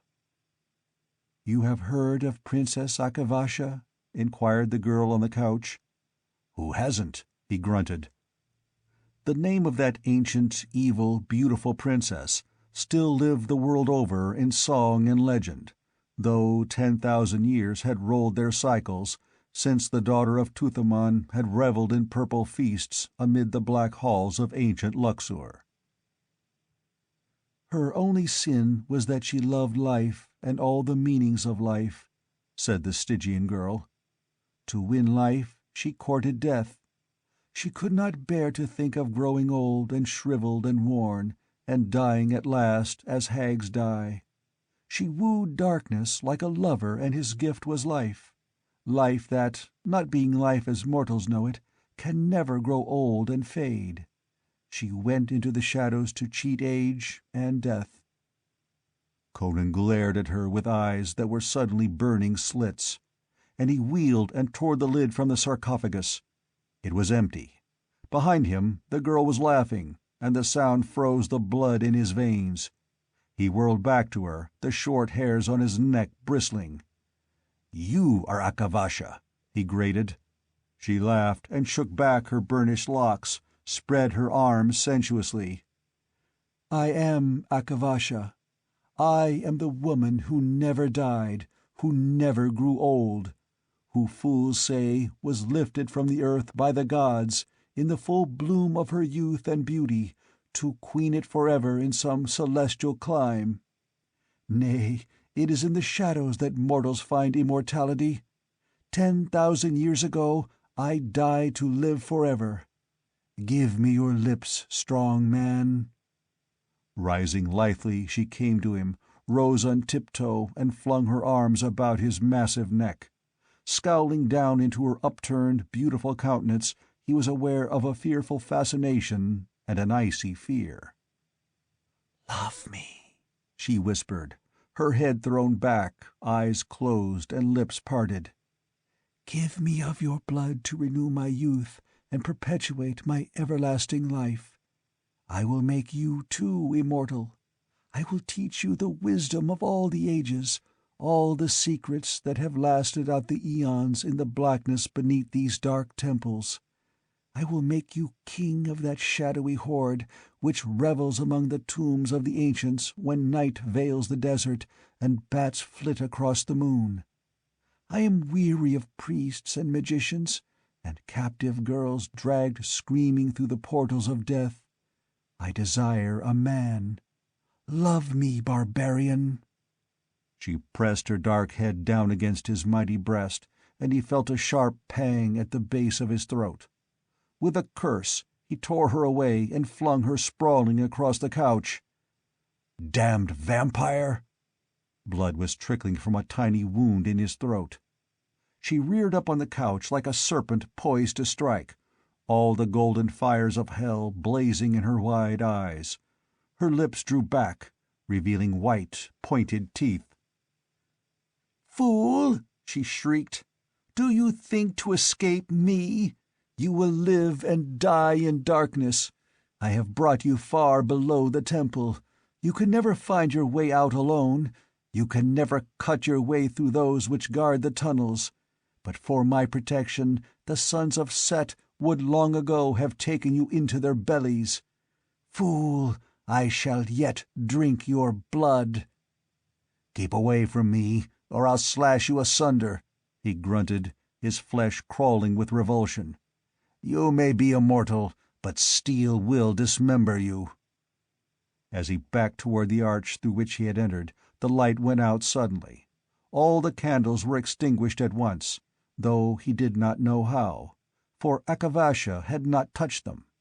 But the vampire's laugh rose mockingly behind him, poison-sweet as the vials of hell, and he sweated as he groped in the darkness for the arch in a near panic. His fingers encountered an opening and he plunged through it. Whether it was the arch through which he had entered he did not know, nor did he very much care. His one thought was to get out of the haunted chamber which had housed that beautiful, hideous, undead fiend for so many centuries. His wanderings through those black, winding tunnels were a sweating nightmare. Behind him and about him he heard faint slitherings and glidings, and once the echo of that sweet, hellish laughter he had heard in the chamber of Akavasha. He slashed ferociously at sounds and movements he heard or imagined he heard in the darkness near him, and once his sword cut through some yielding, tenuous substance that might have been cobwebs.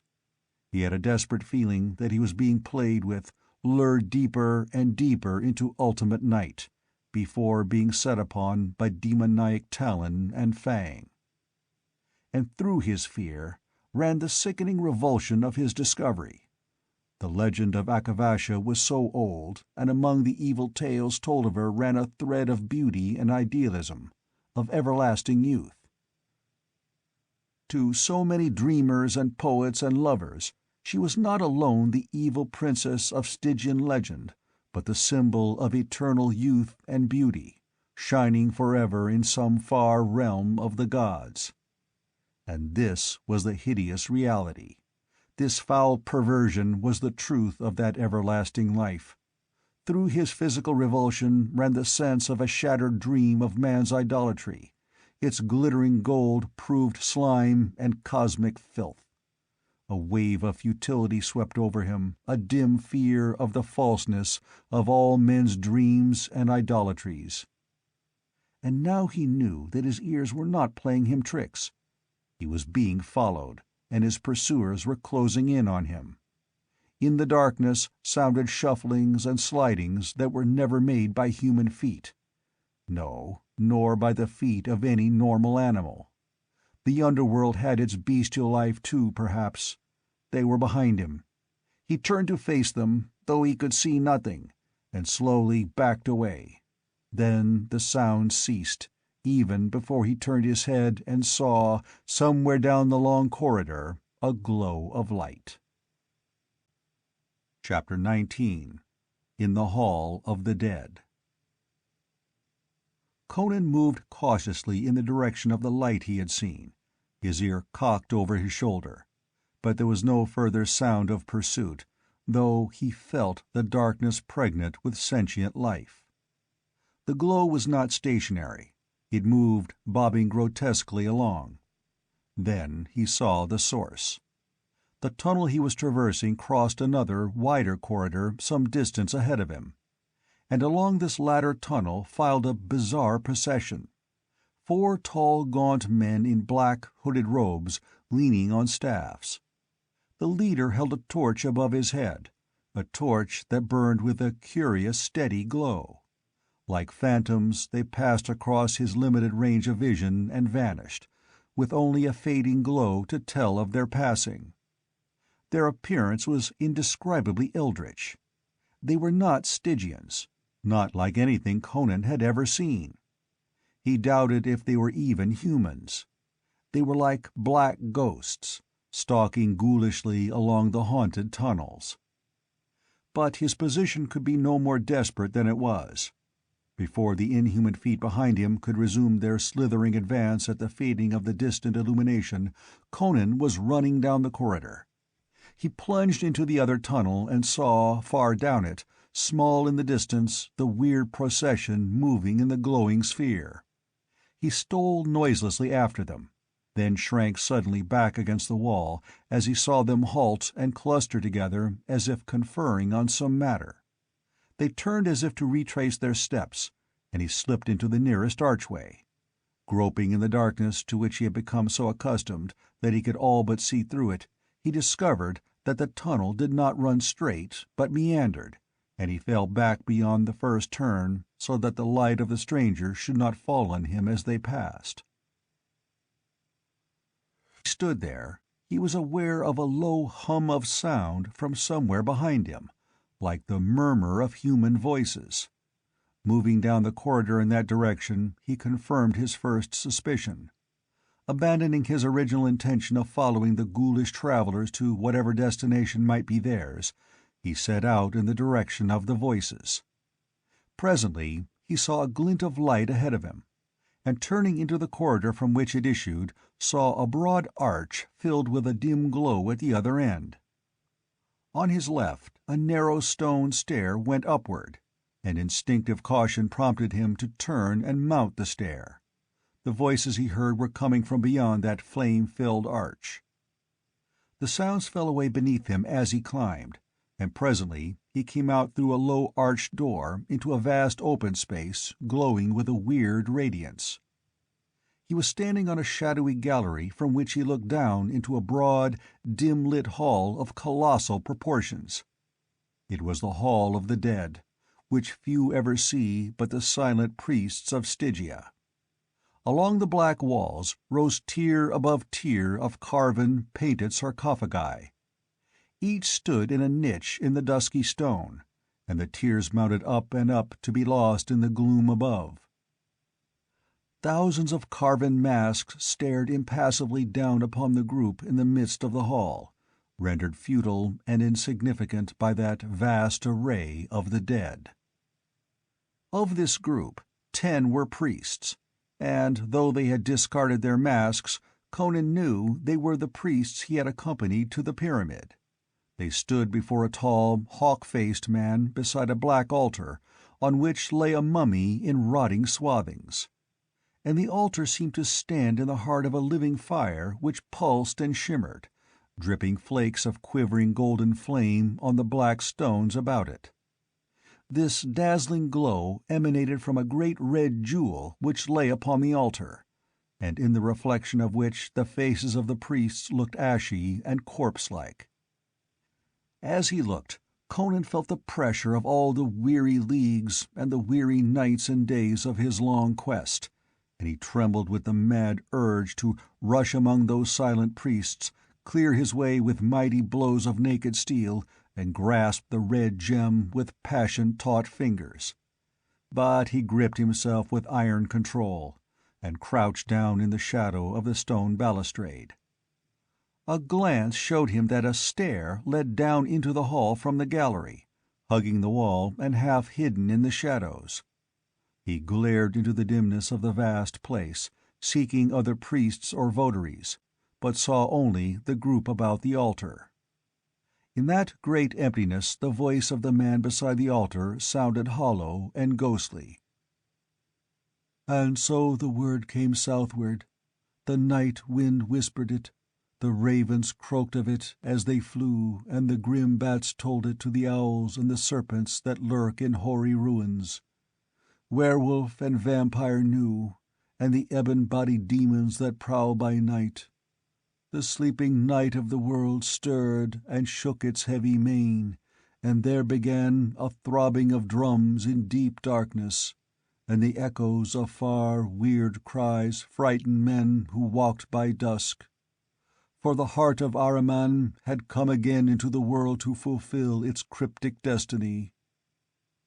Ask me not how I, Thuthothmes of Khemi, and the night, heard the word before Thoth-Amon, who calls himself Prince of all Wizards. There are secrets not meet for such ears even as yours, and Thoth-Amon is not the only lord of the Black Ring. I knew, and I went to meet the heart which came southward. It was like a magnet which drew me unerringly. From death to death it came, riding on a river of human blood. Blood feeds it, blood draws it. Its power is greatest when there is blood on the hands that grasp it, when it is wrested by slaughter from its holder.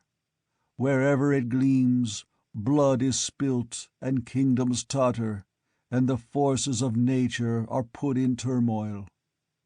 And here I stand, the master of the heart, and have summoned you to come secretly, who are faithful to me, to share in the black kingdom that shall be.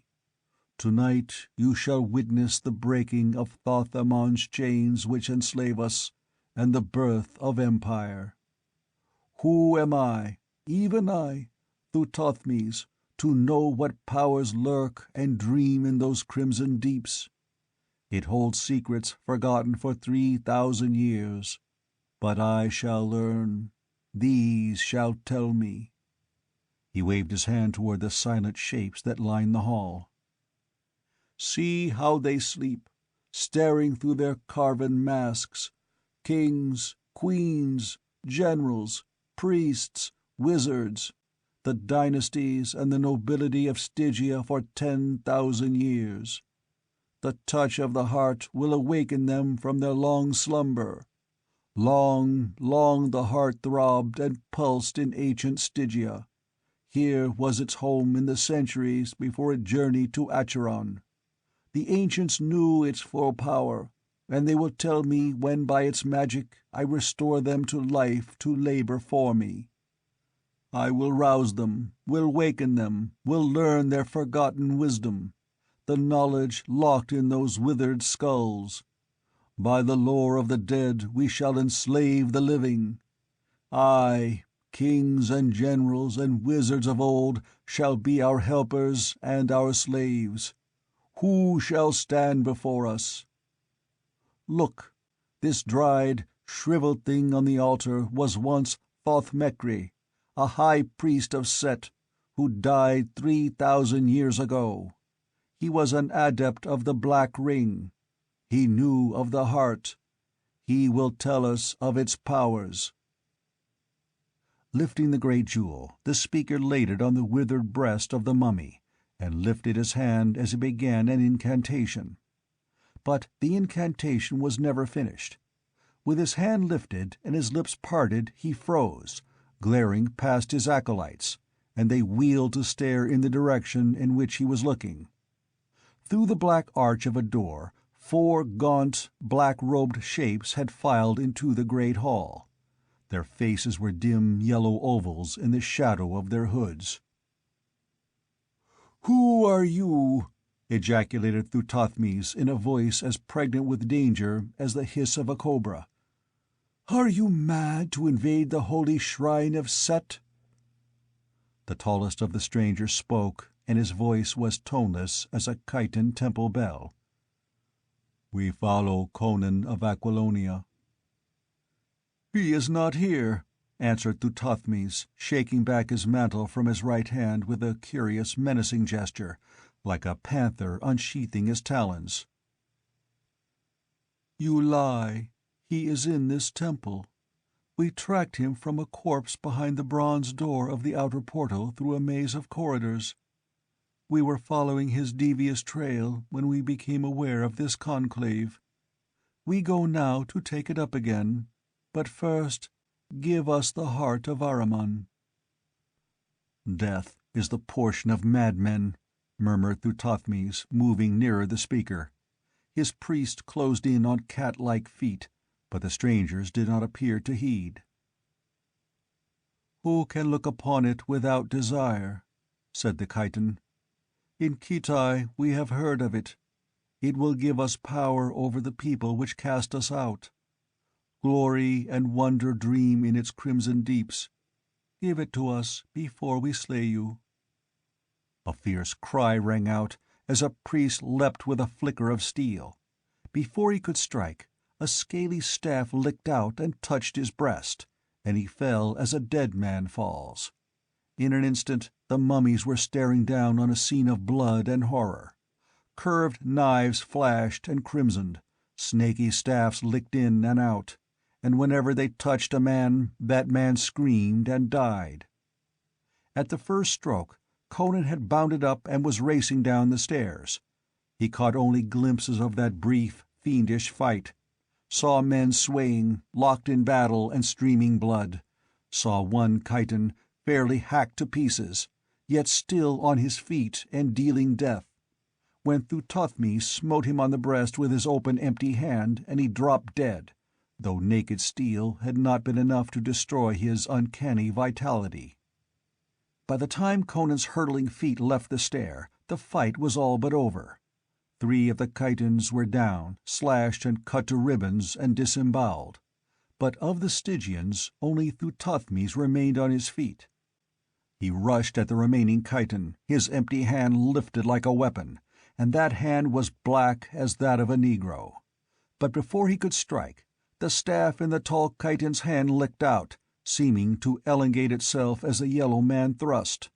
The point touched the bosom of Thuthothmes, and he staggered.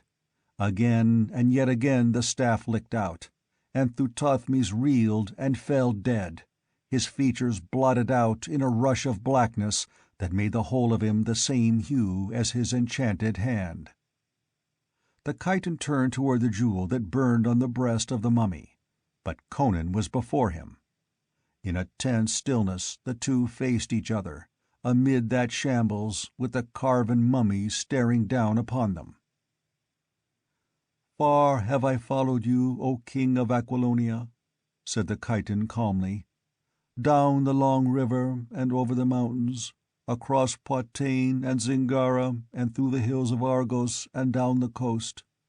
Not easily did we pick up your trail from Tarantia, for the priests of Ashura are crafty. We lost it in Zingara, but we found your helmet in the forest below the border hills, where you had fought with the ghouls of the forests. Almost we lost the trail again tonight among these labyrinths." Conan reflected that he had been fortunate in returning from the vampire's chamber by another route than that by which he had been led to it. Otherwise he would have run full into these yellow fiends, instead of sighting them from afar as they smelled out his spoor like human bloodhounds, with whatever uncanny gift was theirs. The chiton shook his head slightly, as if reading his mind. "That is meaningless. The long trail ends here." "Why have you hounded me?" demanded Conan, poised to move in any direction with the celerity of a hair-trigger. "It was a debt to pay," answered the chiton.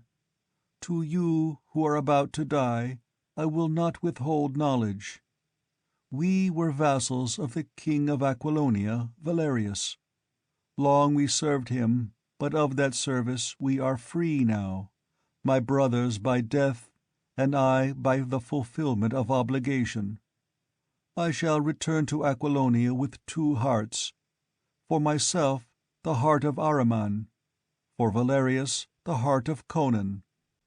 A kiss of the staff that was cut from the living tree of death." The staff licked out like the dart of a viper, but the slash of Conan's knife was quicker. The staff fell in writhing halves. There was another flicker of the keen steel like a jet of lightning, and the head of the chiton rolled to the floor. Conan wheeled and extended his hand toward the jewel. Then he shrank back, his hair bristling, his blood congealing icily. For no longer a withered brown thing lay on the altar.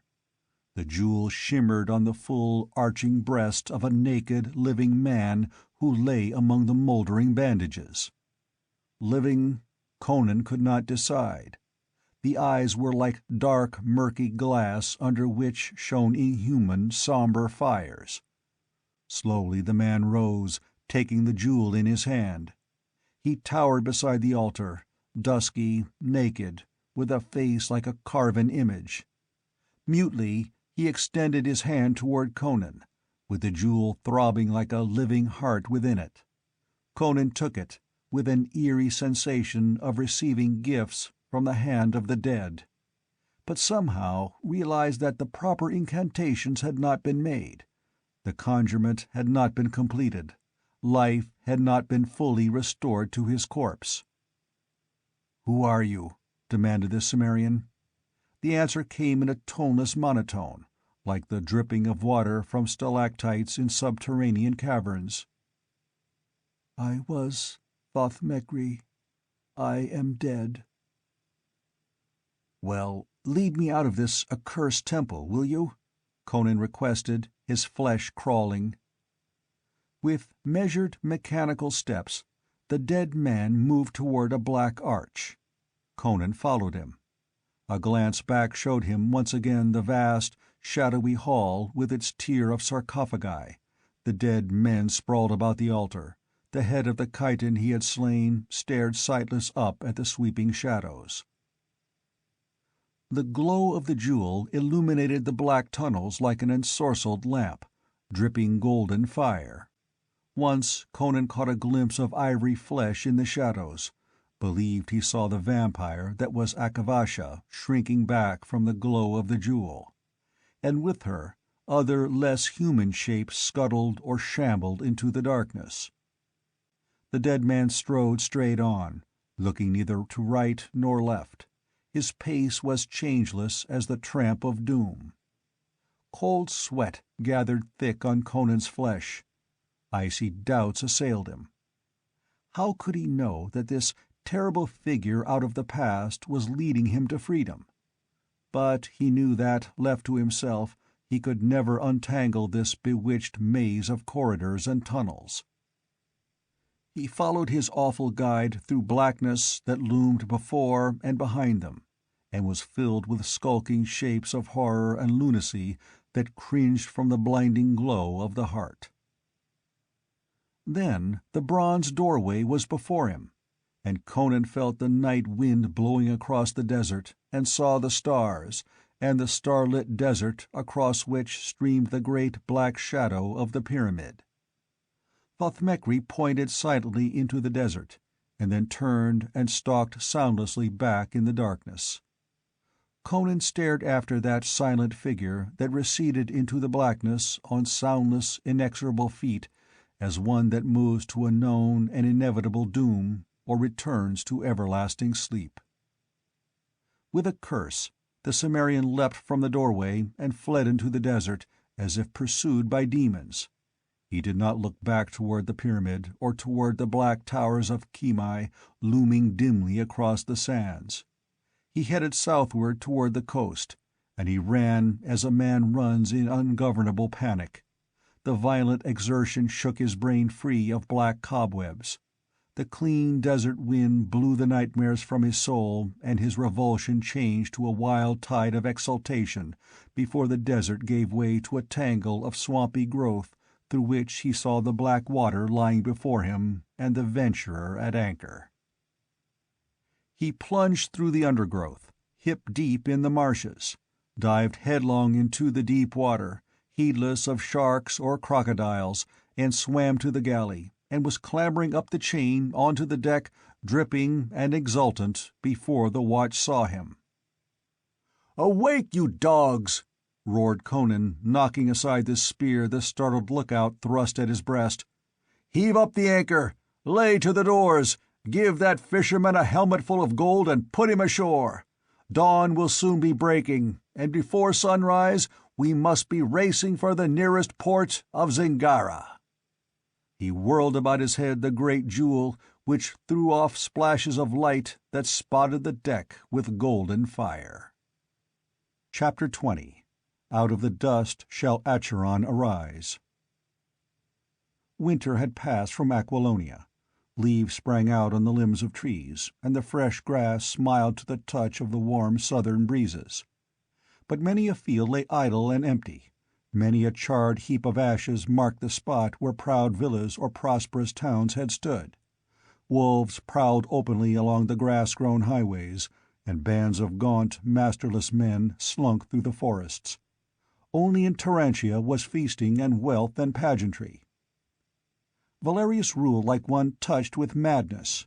Even many of the barons who had welcomed his return cried out at last against him. His tax-gatherers crushed rich and poor alike. The wealth of a looted kingdom poured into Tarantia, which became less like the capital of a realm than the garrison of conquerors in a conquered land.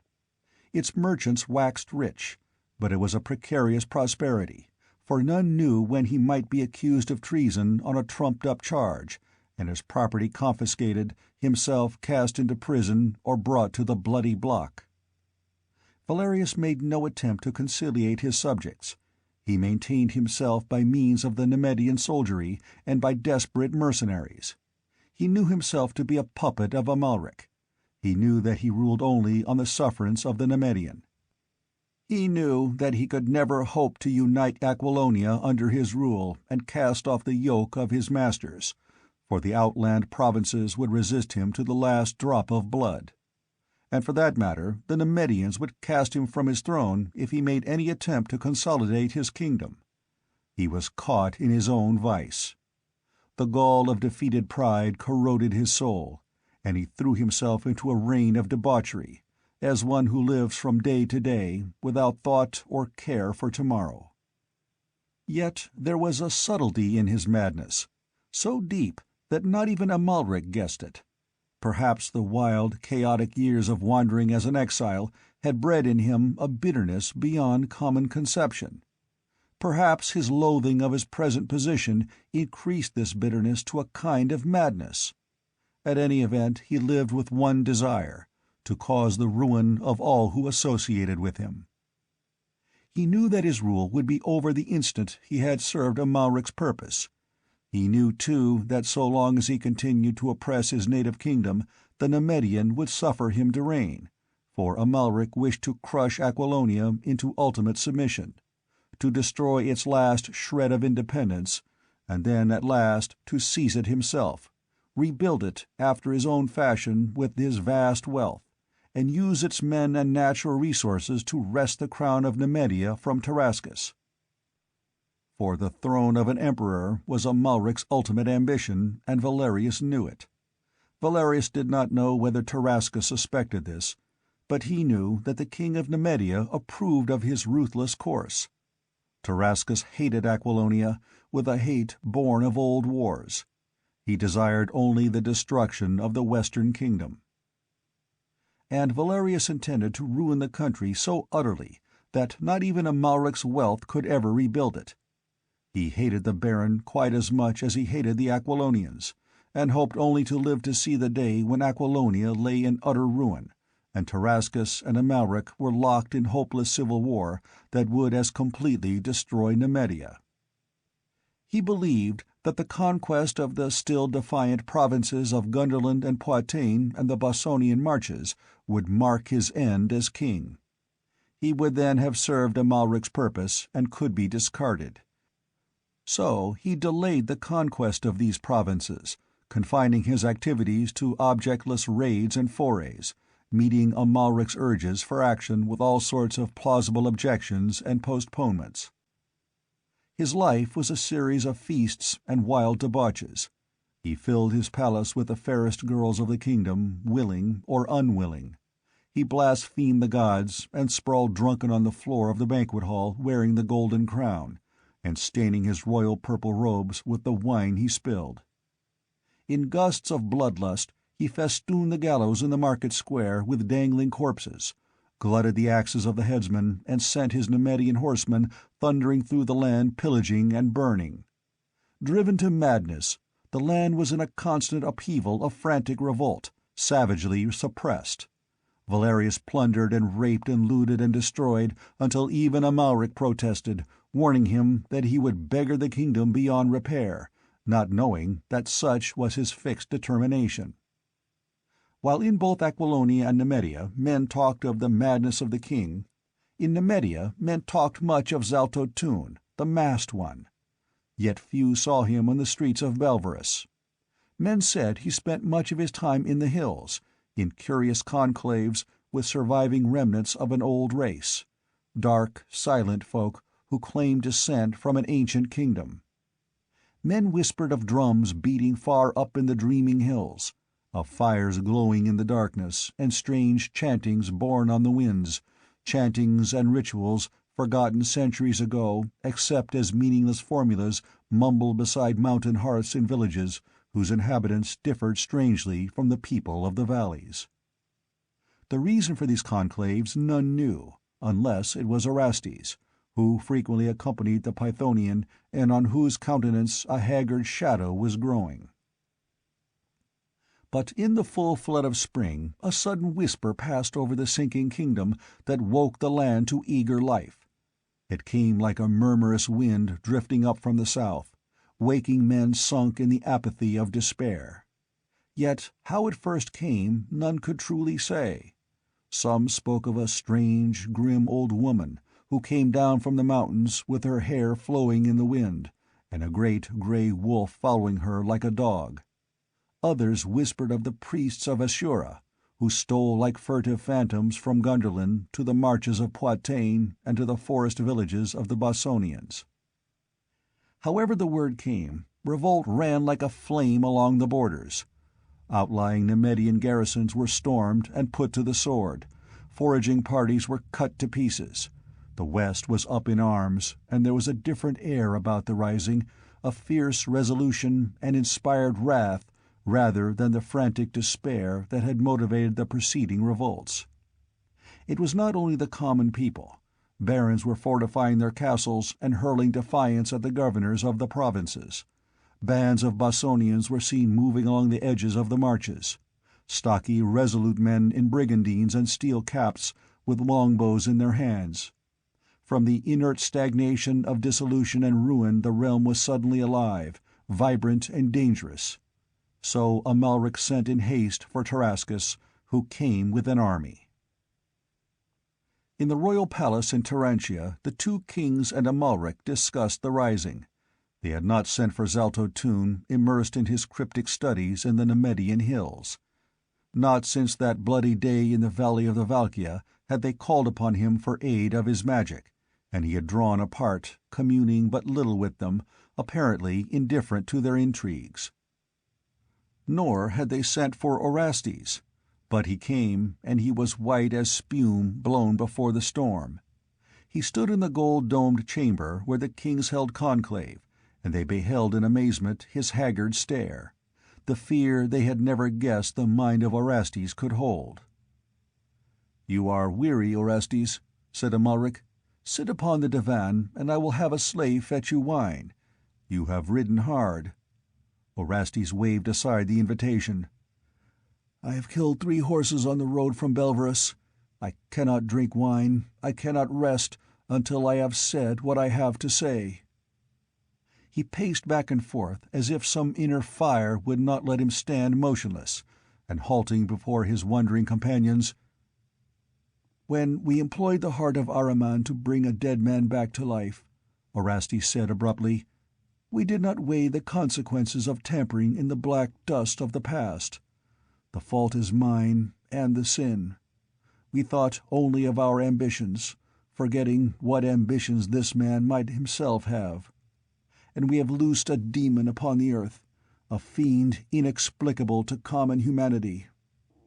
I have plumbed deep in evil, but there is a limit to which I, or any man of my race and age, can go. My ancestors were clean men, without any demoniacal taint. It is only I who have sunk into the pits, and I can sin only to the extent of my personal individuality. But behind Zalto Tun lie 1,000 centuries of black magic and diabolism, an ancient tradition of evil. He is beyond our conception, not only because he is a wizard himself, but also because he is the son of a race of wizards. I have seen things that have blasted my soul. In the heart of the slumbering hills I have watched Zalto Tun commune with the souls of the damned, and invoke the ancient demons of forgotten Acheron. I have seen the accursed descendants of that accursed empire worship him and hail him as their arch-priest. I have seen what he plots, and I tell you, it is no less than the restoration of the ancient, black, grisly kingdom of Acheron." "What do you mean?" demanded Amalric. "Acheron is dust. There are not enough survivals to make an empire. Not even Zalto Tun can reshape the dust of 3,000 years." "You know little of his black powers," answered Orestes grimly. "I have seen the very hills take on an alien and ancient aspect under the spell of his incantations. I have glimpsed, like shadows behind the realities, the dim shapes and outlines of valleys, forests, mountains and lakes that are not as they are today, but as they were in that dim yesterday. Have even sensed, rather than glimpsed, the purple towers of forgotten Python shimmering like figures of mist in the dusk.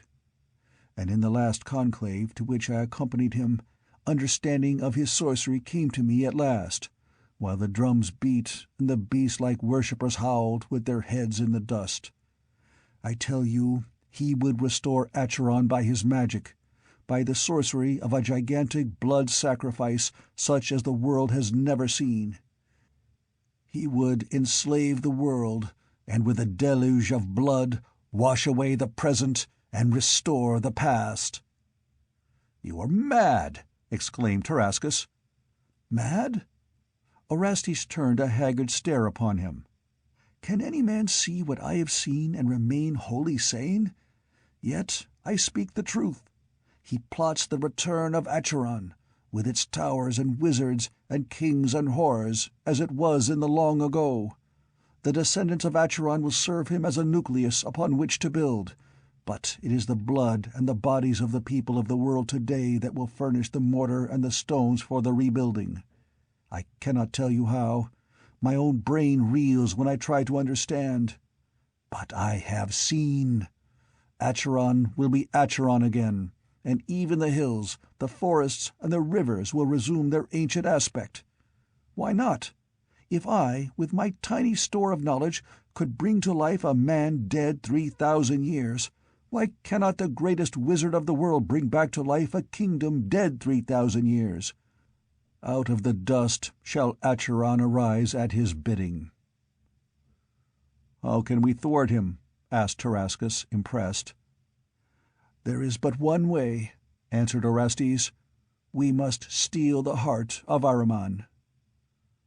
"But I—" began Tarascus involuntarily, then closed his mouth quickly. None had noticed him, and Orestes was continuing. "It is a power that can be used against him.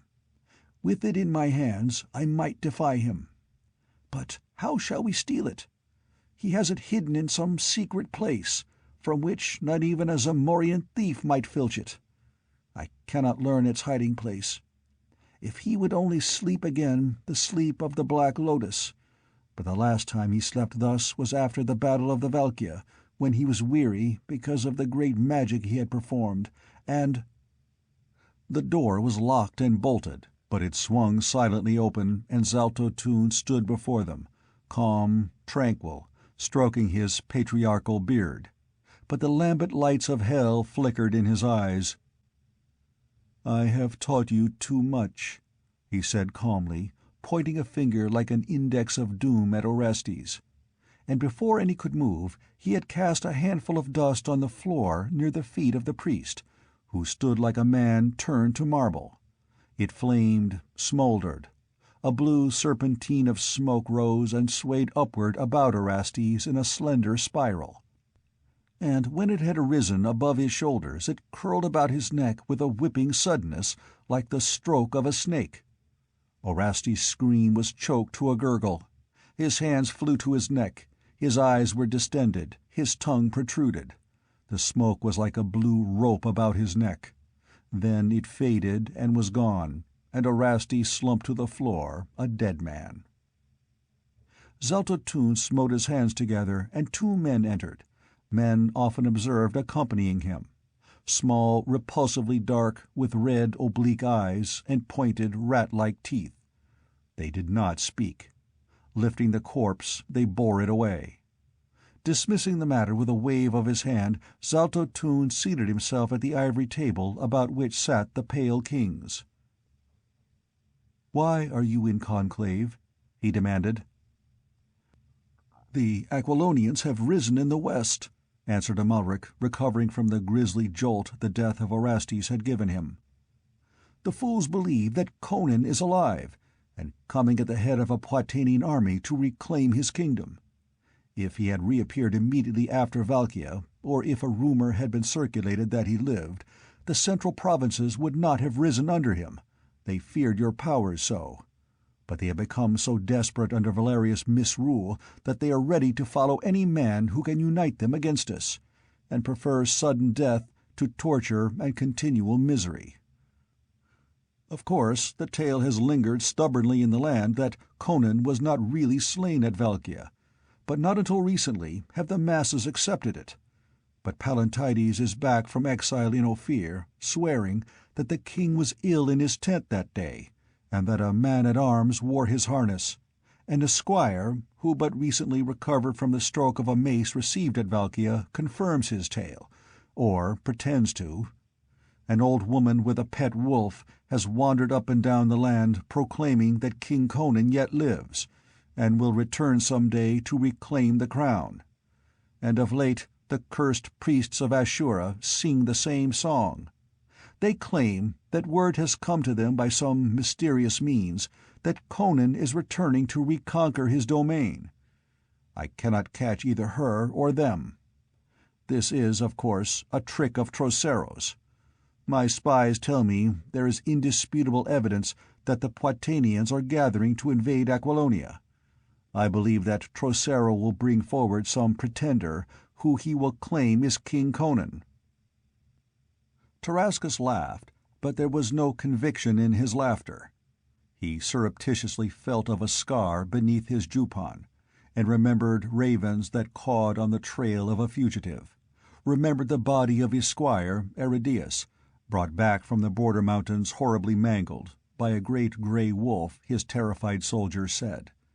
But he also remembered a red jewel stolen from a golden chest while a wizard slept, and he said nothing.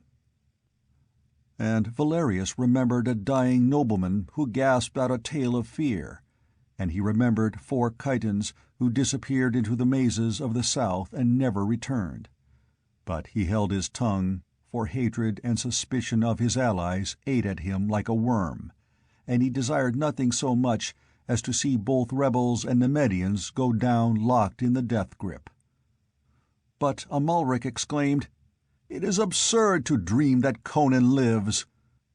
For answer, Zaltotun cast a roll of parchment on the table. Amalric caught it up, glared at it. From his lips burst a furious, incoherent cry. He read, "To Zaltotun, Grand Fakir of Nemedia, Dog of Acheron, I am returning to my kingdom, and I mean to hang your hide on a bramble. Conan." "A forgery!"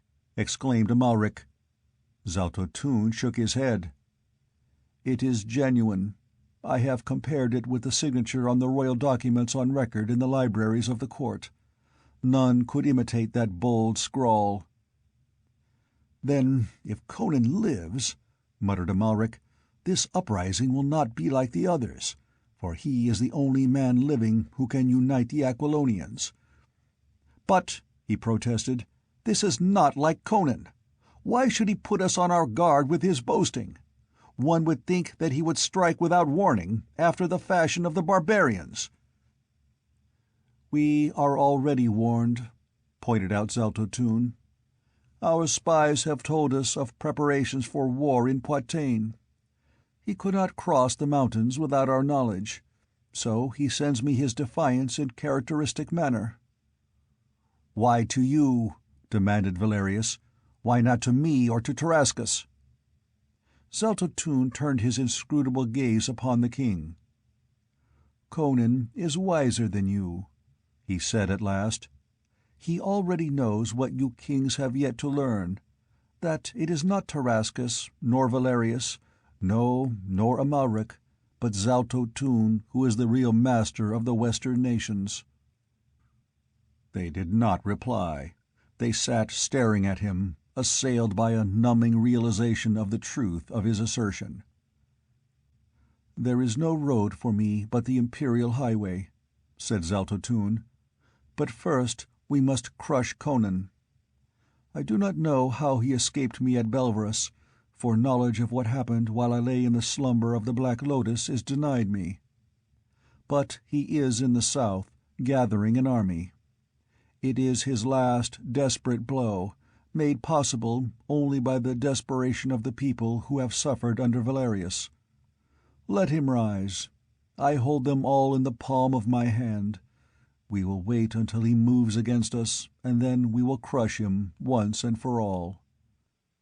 Then we shall crush Poitain and Gunderlin and the stupid Bossonians. After them Ophir, Argos, Zingara, Koth. All the nations of the world we shall weld into one vast empire. You shall rule as my satraps, and as my captains shall be greater than kings are now. I am unconquerable, for the heart of Ahriman is hidden where no man can ever wield it against me again." Tarascus averted his gaze, lest Zaltotun read his thoughts. He knew the wizard had not looked into the golden chest with its carven serpents that had seemed to sleep, since he laid the heart therein. Strange as it seemed, Zaltotun did not know that the heart had been stolen. The strange jewel was beyond or outside the ring of his dark wisdom. His uncanny talents did not warn him that the chest was empty. Taraskis did not believe that Zaltotun knew the full extent of Oraste's revelations, for the Pythonian had not mentioned the restoration of Acheron, but only the rebuilding of a new earthly empire. Tarascus did not believe that Zaltotun was yet quite sure of his power. If they needed his aid in their ambitions, no less he needed theirs. Magic depended, to a certain extent after all, on sword strokes and lance thrusts. The king read meaning in Amalric's furtive glance. Let the wizard use his arts to help them defeat their most dangerous enemy. Time enough, then, to turn against him. There might yet be a way to cheat this dark power they had raised. Chapter 21. Drums of Peril. Confirmation of the war came when the army of Poitain, 10,000 strong, marched through the southern passes with waving banners and shimmer of steel. And at their head, the spies swore, rode a giant figure in black armor, with the royal lion of Aquilonia worked in gold upon the breast of his rich silken surcoat. Conan lived. The king lived. There was no doubt of it in men's minds now, whether friend or foe. With the news of the invasion from the south there also came word, brought by hard-riding couriers, that a host of Gundermen was moving southward, reinforced by the barons of the northwest and the northern Bossonians. Tarascus marched with 31,000 men to Galparan on the river Shirki, which the Gundermen must cross to strike at the town still held by the Nemedians. The Shirki was a swift, turbulent river rushing southwestward through rocky gorges and canyons, and there were few places where an army could cross at that time of the year, when the stream was almost bank full with the melting of the snows. All the country east of the Shirki was in the hands of the Nemedians, and it was logical to assume that the Gundermen would attempt to cross either at Galparan or at Tanasul, which lay to the south of Galparan. Reinforcements were daily expected from Nemedia, until word came that the king of Ophir was making hostile demonstrations on Nemedia's southern border, and to spare any more troops would be to expose Nemedia to the risk of an invasion from the south. Amalric and Valerius moved out from Tarantia with 25,000 men, leaving as large a garrison as they dared to discourage revolts in the cities during their absence. They wished to meet and crush Conan before he could be joined by the rebellious forces of the kingdom. The king and his Poitanians had crossed the mountains, but there had been no actual clash of arms, no attack on towns or fortresses. Conan had appeared and disappeared. Apparently, he had turned westward through the wild, thinly settled hill country, and entered the Bossonian marches, gathering recruits as he went. Amalric and Valerius, with their host, Nemedians, Aquilonian renegades, and ferocious mercenaries, moved through the land in baffled wrath, looking for a foe which did not appear. Amalric found it impossible to obtain more than vague general tidings about Conan's movements. Scouting parties had a way of riding out and never returning, and it was not uncommon to find a spy crucified to an oak. The countryside was up and striking as peasants and country folk strike, savagely, murderously, and secretly. All that Amalric knew certainly was that a large force of Gundermen and northern Bossonians was somewhere to the north of him, beyond the Shirki, and that Conan with a smaller force of Poitanians and southern Bossonians was somewhere to the southwest of him. He began to grow fearful that if he and Valerius advanced further into the wild country, Conan might elude him entirely, march around them, and invade the central provinces behind them. Amalric fell back from the Shirki Valley and camped in a plain a day's ride from Tanasul. There he waited. Tarascus maintained his position at Galparan, for he feared that Conan's maneuvers were intended to draw him southward, and so let the Gundermen into the kingdom at the northern crossing. To Amalric's camp came Zaltotun in his chariot, drawn by the uncanny horses that never tired, and he entered Amalric's tent where the Baron conferred with Valerius over a map spread on an ivory camp table. This map Zaltotun crumpled and flung aside. "What your scouts cannot learn for you," quoth he, "my spies tell me, though their information is strangely blurred and imperfect, as if unseen forces were working against me. Conan is advancing along the Shirki River with 10,000 Poitanians, 3,000 southern Bossonians, and barons of the west and south with their retainers to the number of 5,000. An army of 30,000 Gundermen and northern Bossonians is pushing southward to join him. They have established contact by means of secret communications used by the cursed priests of Ashura, who seem to be opposing me, and whom I will feed to a serpent when the battle is over. I swear it by Set. Both armies are headed for the crossing at Tanasul, but I do not believe that the Gundermen will cross the river. I believe that Conan will cross, instead, and join them."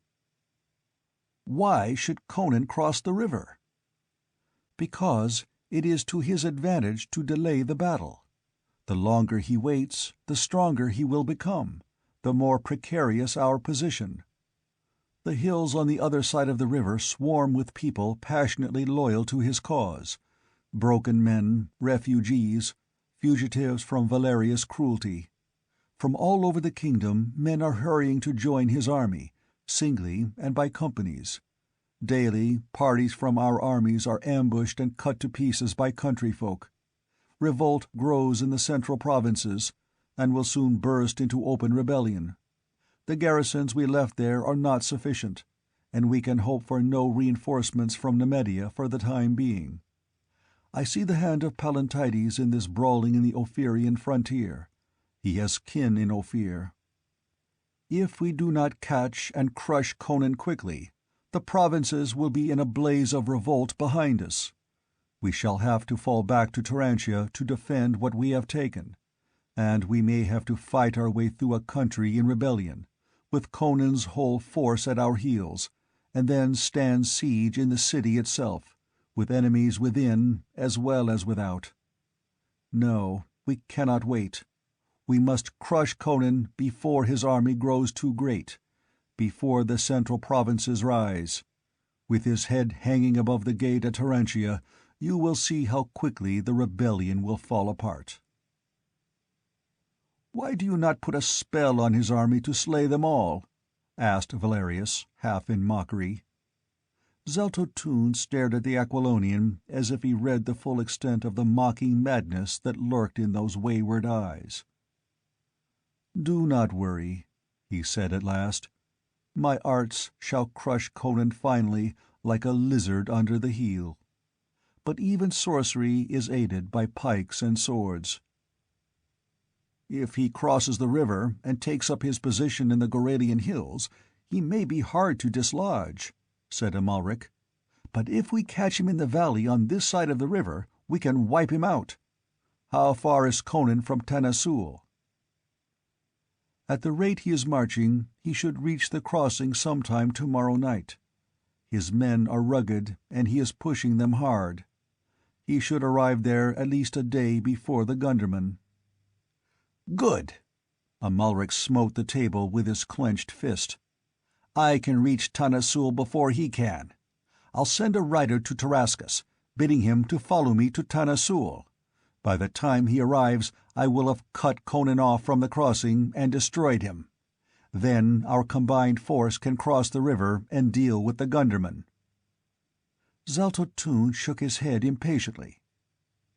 "A good enough plan if you were dealing with anyone but Conan.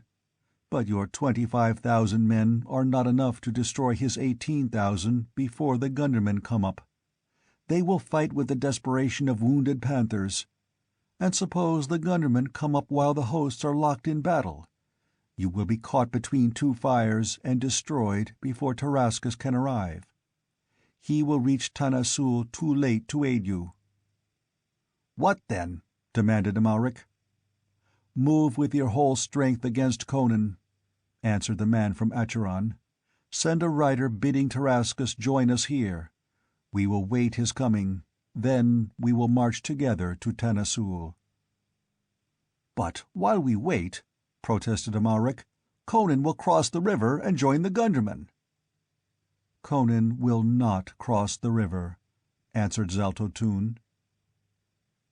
Amalric's head jerked up, and he stared into the cryptic, dark eyes. "What do you mean?" "Suppose there were torrential rains far to the north, at the head of the Shirki. Suppose the river came down in such flood as to render the crossing at Tanasul impassable. Could we not then bring up our entire force at our leisure, catch Conan on this side of the river and crush him? And then, when the flood subsided, which I think it would do the next day, could we not cross the river and destroy the Gundermen? Thus we could use our full strength against each of these smaller forces in turn." Valerius laughed, as he always laughed at the prospect of the ruin of either friend or foe, and drew a restless hand jerkily through his unruly yellow locks. Amalric stared at the man from Acheron with mingled fear and admiration. "If we caught Conan in Shirki Valley with the hill ridges to his right and the river in flood to his left," he admitted, "with our whole force, we could annihilate him. Do you think—are you sure, do you believe such rains will fall?" "I go to my tent," answered Zaltotun, rising. "Necromancy is not accomplished with the waving of a wand. Send a rider to Tarascus, and let none approach my tent." That last command was unnecessary. No man in that host could have been bribed to approach that mysterious black silken pavilion, the door flaps of which were always closely drawn. None but Zaltotun ever entered it, yet voices were often heard issuing from it. Its walls billowed sometimes without a wind, and weird music came from it. Sometimes, deep in midnight, its silken walls were lit red by flames flickering within, limning misshapen silhouettes that passed to and fro. Lying in his own tent that night, Amalric heard the steady rumble of a drum in Zaltotun's tent. Through the darkness it boomed steadily, and occasionally the Nemedian could have sworn that a deep, croaking voice mingled with the pulse of the drum. And he shuddered, for he knew that voice was not the voice of Zaltotun. The drum rustled and muttered on like deep thunder, heard afar off, and before dawn Amalric, glancing from his tent, caught the red flicker of lightning afar on the northern horizon. In all other parts of the sky the great stars blazed whitely, but the distant lightning flickered incessantly like the crimson glint of firelight on a tiny turning blade. At sunset of the next day Tarascus came up with his host, dusty and weary from hard marching, the footmen straggling hours behind the horsemen.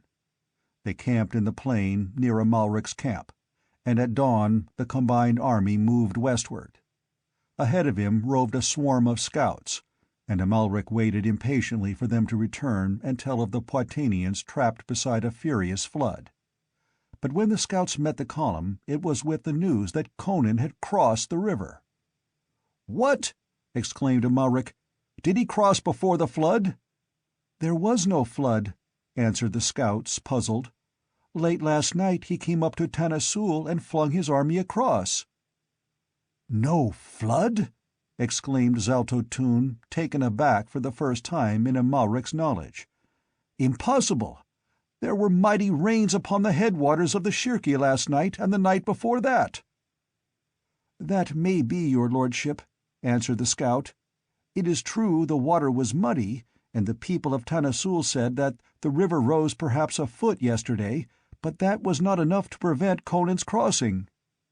Zaltotun's sorcery had failed. The thought hammered in Amalric's brain. His horror of this strange man out of the past had grown steadily since that night in Belverus, when he had seen a brown, shriveled mummy swell and grow into a living man. And the death of Orestes had changed lurking horror into active fear. In his heart was a grisly conviction that the man, or devil, was invincible. Yet now he had undeniable proof of his failure.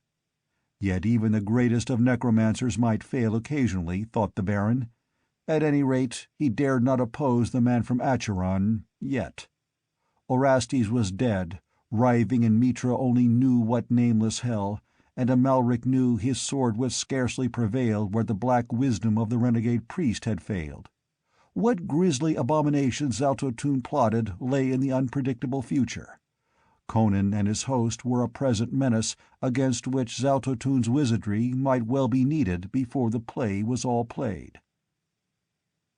They came to Tanasul, a small fortified village at the spot where a reef of rocks made a natural bridge across the river, passable always except in times of greatest flood. Scouts brought in the news that Conan had taken up his position in the Goralian hills, which began to rise a few miles beyond the river, and just before sundown the Gunderman had arrived in his camp. Amalric looked at Zaltotun, inscrutable and alien in the light of the flaring torches. Night had fallen. "What now? Your magic has failed. Conan confronts us with an army nearly as strong as our own, and he has the advantage of position. We have a choice of two evils: to camp here and await his attack, or to fall back toward Turantia and await reinforcements." "We are ruined if we wait," answered Zaltotun. "Cross the river and camp on the plain. We will attack at dawn." "But his position is too strong!" exclaimed Amalric. "Fool!" A gust of passion broke the veneer of the wizard's calm. "Have you forgotten Valkia? Because some obscure elemental principle prevented the flood, do you deem me helpless? I had intended that your spear should exterminate our enemies, but do not fear. It is my arts that shall crush their host. Conan is in a trap. He will never see another sun set. Cross the river." They crossed by the flare of torches. The hoofs of the horses clinked on the rocky bridge, splashed through the shallows. The glint of torches on shields and breastplates was reflected redly in the black water.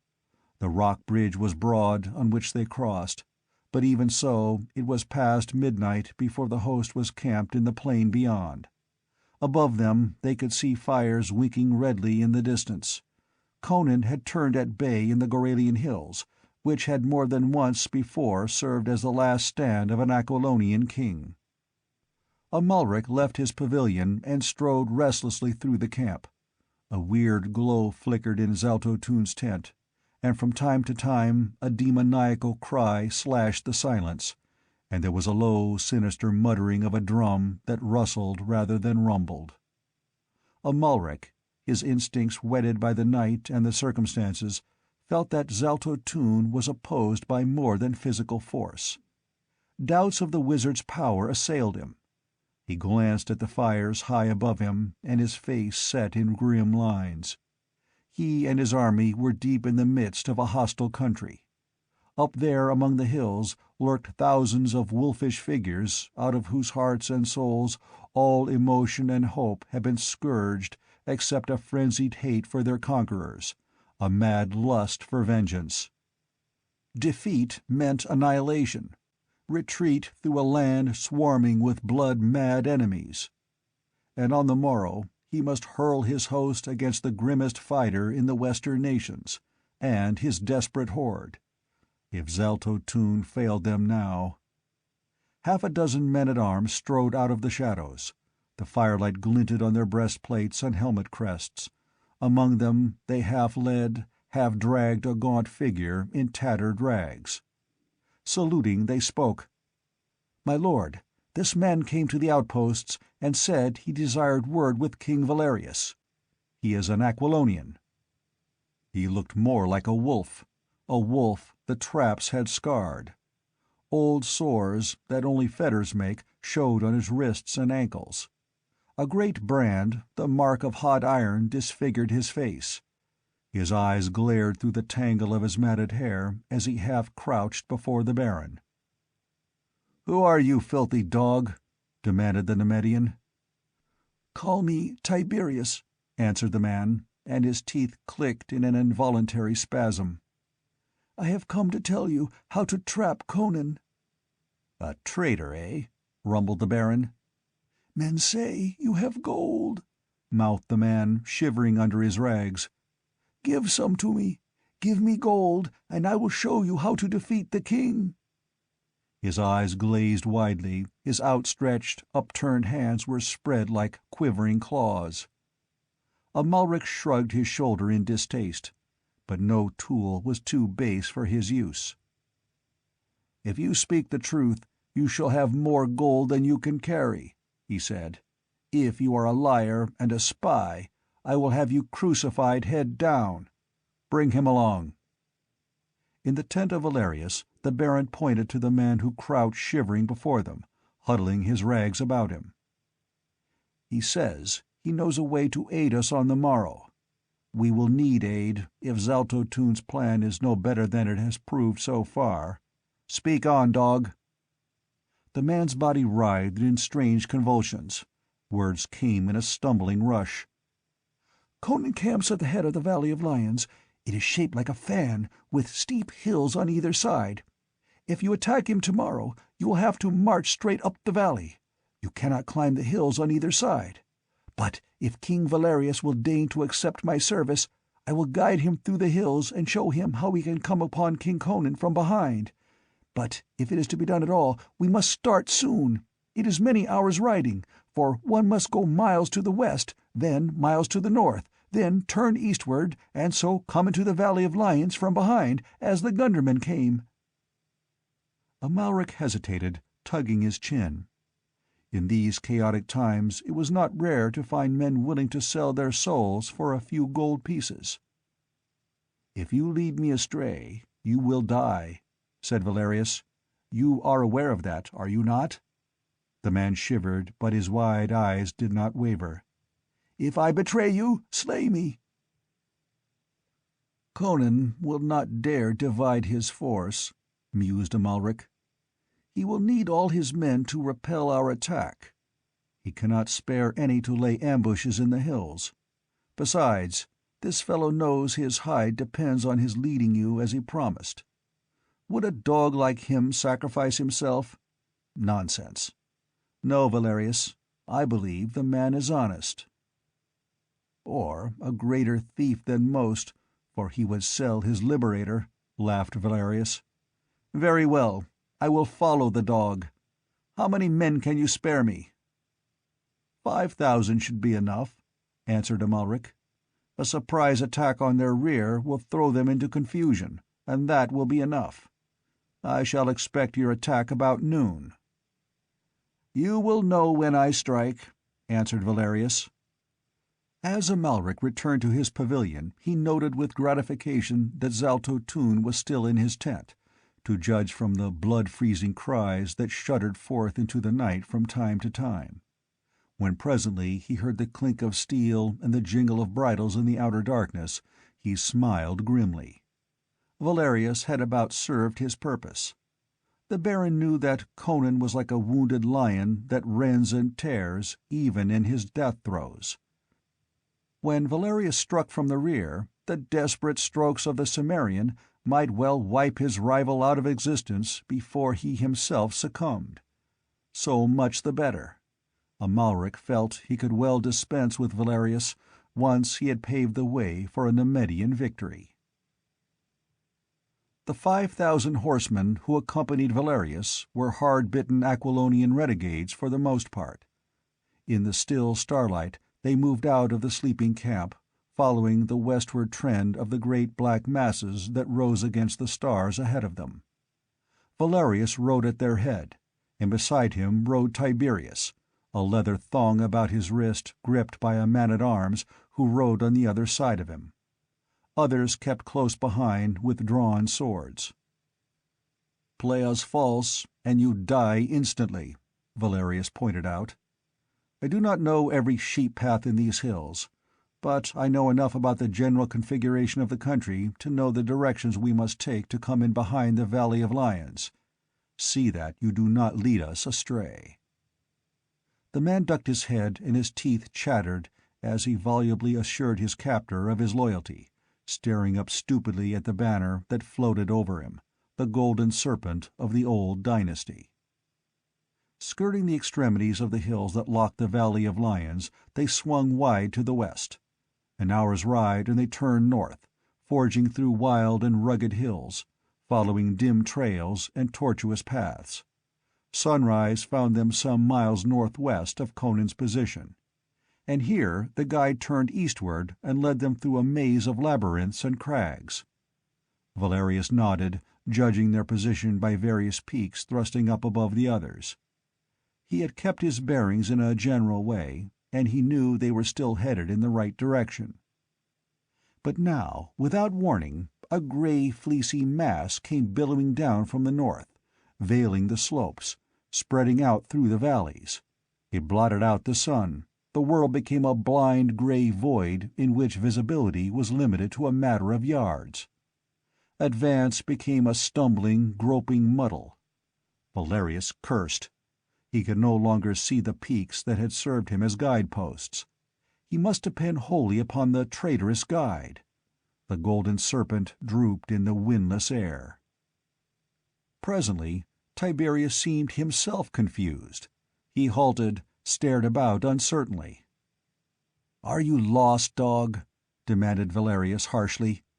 "Listen." Somewhere ahead of them a faint vibration began, the rhythmic rumble of a drum. "Conan's drum!" exclaimed the Aquilonian. "If we are close enough to hear the drum," said Valerius, "why do we not hear the shouts and the clang of arms? Surely battle has joined."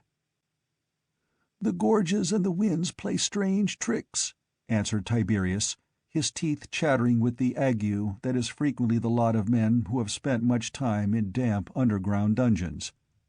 "Listen." Faintly to their ears came a low, muffled roar. "They are fighting down in the valley," cried Tiberius. "The drum is beating on the heights. Let us hasten." He rode straight on toward the sound of the distant drum as one who knows his ground at last. Valerius followed, cursing the fog. Then it occurred to him that it would mask his advance. Conan could not see him coming. He would be at the Cimmerian's back before the noonday sun dispelled the mists. Just now he could not tell what lay on either hand, whether cliffs, thickets, or gorges. The drum throbbed unceasingly, growing louder as they advanced, but they heard no more of the battle. Valerius had no idea toward what point of the compass they were headed. He started as he saw gray rock walls looming through the smoky drifts on either hand, and realized that they were riding through a narrow defile. But the guide showed no sign of nervousness, and Valerius hove a sigh of relief when the walls widened out and became invisible in the fog. They were through the defile. If an ambush had been planned, it would have been made in that pass. But now Tiberius halted again. The drum was rumbling louder, and Valerius could not determine from what direction the sound was coming. Now it seemed ahead of him, now behind, now on one hand or the other. Valerius glared about him impatiently, sitting on his war-horse with wisps of mist curling about him and the moisture gleaming on his armor. Behind him the long lines of steel-clad riders faded away and away like phantoms into the mist. "Why do you tarry, dog?" he demanded. The man seemed to be listening to the ghostly drum. Slowly he straightened in his saddle, turned his head and faced Valerius, and the smile on his lips was terrible to see. "The fog is thinning, Valerius," he said in a new voice, pointing a bony finger. "Look." The drum was silent. The fog was fading away. First the crests of cliffs came in sight above the gray clouds, tall and spectral. Lower and lower crawled the mists, shrinking, fading. Valerius started up in his stirrups with a cry that the horsemen echoed behind him. On all sides of them the cliffs towered. They were not in a wide open valley, as he had supposed. They were in a blind gorge walled by sheer cliffs hundreds of feet high. The only entrance or exit was that narrow defile through which they had ridden. "Dog!" Valerius struck Tiberius full in the mouth with his clenched, mailed hand. "What devil's trick is this?" Tiberius spat out a mouthful of blood and shook with fearful laughter. "A trick that shall rid the world of a beast. Look, dog!" Again Valerius cried out, more in fury than in fear. The defile was blocked by a wild and terrible band of men who stood silent as images, ragged, shock-headed men with spears in their hands, hundreds of them. And up on the cliffs appeared other faces, thousands of faces, wild, gaunt, ferocious faces, marked by fire and steel and starvation. "A trick of Conan's!" raged Valerius. "Conan knows nothing of it," laughed Tiberius. "It was the plot of broken men, of men you ruined and turned to beasts. Amalric was right. Conan has not divided his army. We are the rabble who followed him, the wolves who skulk in these hills, the homeless men, the hopeless men. This was our plan, and the priests of Ashura aided us with their mist. Look at them, Valerius. Each bears the mark of your hand, on his body or on his heart. Look at me. You do not know me, do you? What of this scar your hangman burned upon me? Once you knew me. Once I was lord of Amelius, the man whose sons you murdered, whose daughter your mercenaries ravished and slew. You said I would not sacrifice my trap to you? Almighty gods, if I had 1,000 lives, I would give them all to buy your doom. And I have bought it. Look on the men you broke, dead men who once played the king. Their hour has come. This gorge is your tomb. Try to climb the cliffs. They are steep. They are high. Try to fight your way back through the defile. Spears will block your path. Boulders will crush you from above. Dog, I will be waiting for you in hell." Throwing back his head, he laughed until the rocks rang. Valerius leaned from his saddle and slashed down with his great sword, severing shoulder bone and breast. Tiberius sank to the earth, still laughing gastily through a gurgle of gushing blood. The drums had begun again, encircling the gorge with guttural thunder. Boulders came crashing down. Above the screams of dying men shrilled the arrows in blinding clouds from the cliffs. Chapter 22. The Road to Acheron. Dawn was just whitening the east when Amalric drew up his hosts in the mouth of the Valley of Lions. This valley was flanked by low, rolling but steep hills, and the floor pitched upward in a series of irregular natural terraces. On the uppermost of these terraces Conan's army held its position, awaiting the attack. The host that had joined him, marching down from Gunderland, had not been composed exclusively of spearmen. With them had come 7,000 Bossonian archers, and 4,000 barons and their retainers of the north and west, swelling the ranks of his cavalry. The pikemen were drawn up in a compact wedge-shaped formation at the narrow head of the valley. There were 19,000 of them, mostly Gundermen, though some 4,000 were Aquilonians of other provinces. They were flanked on either hand by 5,000 Bossonian archers. Behind the ranks of the pikemen the knights sat their steeds motionless, lances raised. 10,000 knights of Poitou, 9,000 Aquilonians, barons and their retainers. It was a strong position. His flanks could not be turned, for that would mean climbing the steep wooded hills in the teeth of the arrows and swords of the Bossonians. His camp lay directly behind him in a narrow, steep-walled valley, which was indeed merely a continuation of the Valley of Lions, pitching up at a higher level. He did not fear a surprise from the rear, because the hills behind him were full of refugees and broken men whose loyalty to him was beyond question. But if his position was hard to shake, it was equally hard to escape from. It was a trap as well as a fortress for the defenders, a desperate last stand of men who did not expect to survive unless they were victorious. The only line of retreat possible was through the narrow valley at their rear. Zaltotun mounted a hill on the left side of the valley near the wide mouth. This hill rose higher than the others, and was known as the King's Altar, for a reason long forgotten. Only Zaltotun knew, and his memory dated back 3,000 years. He was not alone. His two familiars, silent, hairy, furtive, and dark, were with him, and they bore a young Aquilonian girl, bound hand and foot. They laid her on an ancient stone which was curiously like an altar, and which crowned the summit of the hill. For long centuries it had stood there, worn by the elements, until many doubted that it was anything but a curiously shapen natural rock. But what it was and why it stood there Zaltotun remembered from of old.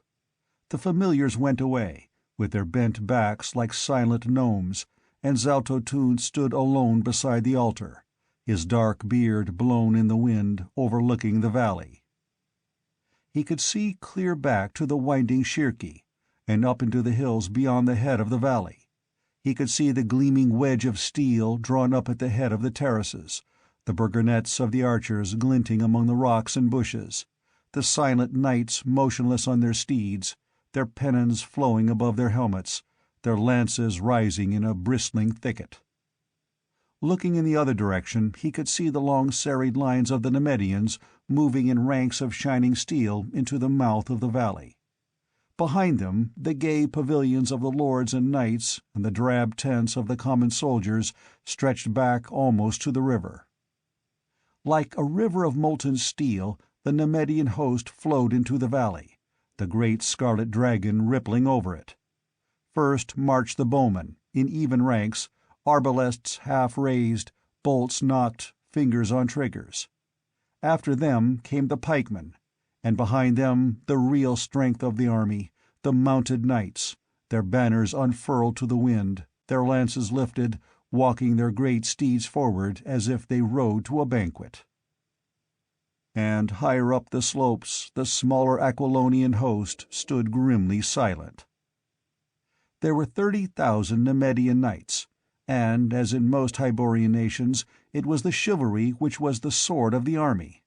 The footmen were used only to clear the way for a charge of the armored knights. There were 21,000 of these, pikemen and archers. The bowmen began loosing as they advanced, without breaking ranks, launching their quarrels with a whir and tang.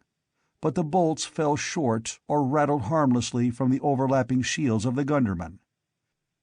And before the arbalesters could come within killing range, the arching shafts of the Bossonians were wreaking havoc in their ranks. A little of this, a futile attempt at exchanging fire, and the Nemedian bowmen began falling back in disorder. Their armor was light, their weapons no match for the Bossonian longbows. The western archers were sheltered by bushes and rocks. Moreover, the Nemedian footmen lacked something of the morale of the horsemen, knowing as they did that they were being used merely to clear the way for the knights. The crossbowmen fell back, and between their opening lines the pikemen advanced. These were largely mercenaries, and their masters had no compunction about sacrificing them. They were intended to mask the advance of the knights until the latter were within smiting distance. So, while the arbalesters plied their bolts from either flank at long range, the pikemen marched into the teeth of the blast from above, and behind them the knights came on. When the pikemen began to falter beneath the savage hail of death that whistled down the slopes among them, a trumpet blew, their companies divided to right and left, and through them the mailed knights thundered. They ran full into a cloud of stinging death. The cloth-yard shafts found every crevice in their armor and the housings of the steeds. Horses scrambling up the grassy terraces reared and plunged backward, bearing their riders with them. Steel-clad forms littered the slopes. The charge wavered and ebbed back. Back down in the valley, Amalric reformed his ranks. Tarascus was fighting with drawn sword under the Scarlet Dragon, but it was the Baron of Tor who commanded that day. Amalric swore as he glanced at the forest of lance-tips visible above and beyond the headpieces of the gundermen. He had hoped his retirement would draw the knights out in a charge down the slopes after him, to be raked from either flank by his bowmen and swamped by the numbers of his horsemen. But they had not moved. Camp servants brought skins of water from the river. Knights doffed their helmets and drenched their sweating heads. The wounded on the slopes screamed vainly for water. In the upper valley, springs supplied the defenders. They did not thirst that long, hot spring day. On the king's altar, beside the ancient carven stone, Zaltotun watched the steel tide ebb and flow. On came the knights, with waving plumes and dipping lances. Through a whistling cloud of arrows they plowed to break like a thundering wave on the bristling wall of spears and shields. Axes rose and fell above the plumed helmets, spears thrust upward, bringing down horses and riders. The pride of the Gundermen was no less fierce than that of the knights. They were not spear fodder to be sacrificed for the glory of better men. They were the finest infantry in the world, with a tradition that made their morale unshakable. The kings of Aquilonia had long learned the worth of unbreakable infantry. They held their formation unshaken. Over their gleaming ranks flowed the great lion banner, and at the tip of the wedge a giant figure in black armor roared and smote like a hurricane, with a dripping axe that split steel and bone alike. The Nemedians fought as gallantly as their traditions of high courage commanded, but they could not break the iron wedge, and from the wooded knolls on either hand arrows raked their close-packed ranks mercilessly. Their own bowmen were useless, their pikemen unable to climb the heights and come to grips with the Bossonians. Slowly, stubbornly, sullenly, the grim knights fell back, counting their empty saddles. Above them the Gundermen made no outcry of triumph. They closed their ranks, locking up the gaps made by the fallen. Sweat ran into their eyes from under their steel caps. They gripped their spears and waited, their fierce hearts swelling with pride that a king should fight on foot with them. Behind them the Aquilonian knights had not moved. They sat their steeds, grimly immobile. A knight spurred a sweating horse up the hill called the King's Altar, and glared at Zaltotun with bitter eyes. "Amalric bids me say that it is time to use your magic, wizard," he said. "We are dying like flies down there in the valley. We cannot break their ranks." Zaltotun seemed to expand, to grow tall and awesome and terrible. "Return to Amalric," he said. "Tell him to reform his ranks for a charge, but to await my signal. Before that signal is given, he will see a sight that he will remember until he lies dying."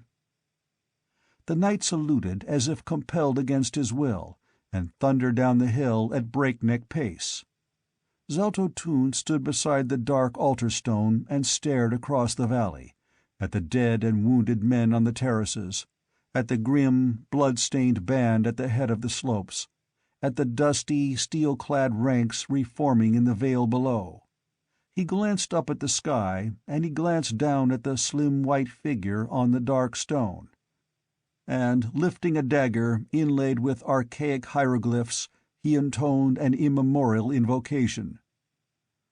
"Set, god of darkness, scaly lord of the shadows, by the blood of a virgin and the sevenfold symbol, I call to your sons below the black earth. Children of the deeps, below the red earth, under the black earth, awaken and shake your awful manes. Let the hills rock and the stones topple upon my enemies. Let the sky grow dark above them, the earth unstable beneath their feet. Let a wind from the deep black earth curl up beneath their feet and blacken and shrivel them." He halted short, dagger lifted. In the tense silence the roar of the host rose beneath him, borne on the wind. On the other side of the altar stood a man in a black hooded robe, whose coif shadowed pale, delicate features and dark eyes calm and meditative. "Dog of Asura," whispered Zaltotun. His voice was like the hiss of an angered serpent. "Are you mad that you seek your doom? O Baal, Chiron!" "Call again, dog of Acheron," said the other, and laughed. "Summon them loudly.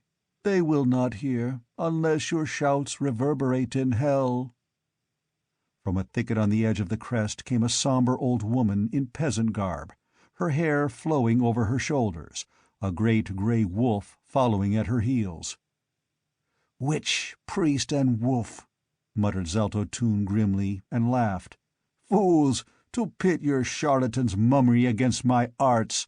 With a wave of my hand I brush you from my path." "Your arts are straws in the wind, dog of Python," answered the Assyrian. "Have you wondered why the Shirki did not come down in flood and trap Conan on the other bank? When I saw the lightning in the night, I guessed your plan, and my spells dispersed the clouds you had summoned before they could empty their torrents. You did not even know that your rain-making wizardry had failed." "You lie!" cried Zalto-Tun, but the confidence in his voice was shaken. "I have felt the impact of a powerful sorcery against mine, but no man on earth could undo the rain magic, once made, unless he possessed the very heart of sorcery." "But the flood you plotted did not come to pass," answered the priest. "Look at your allies in the valley, Pythonian. You have led them to the slaughter. They are caught in the fangs of the trap, and you cannot aid them. Look." He pointed. Out of the narrow gorge of the upper valley, behind the Poitanians, a horseman came flying, whirling, something about his head that flashed in the sun. Recklessly he hurtled down the slopes, through the ranks of the gundermen, who sent up a deep-throated roar and clashed their spears and shields like thunder in the hills.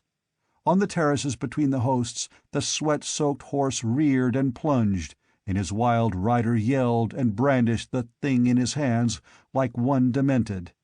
It was the torn remnant of a scarlet banner, and the sun struck dazzlingly on the golden scales of a serpent that writhed thereon.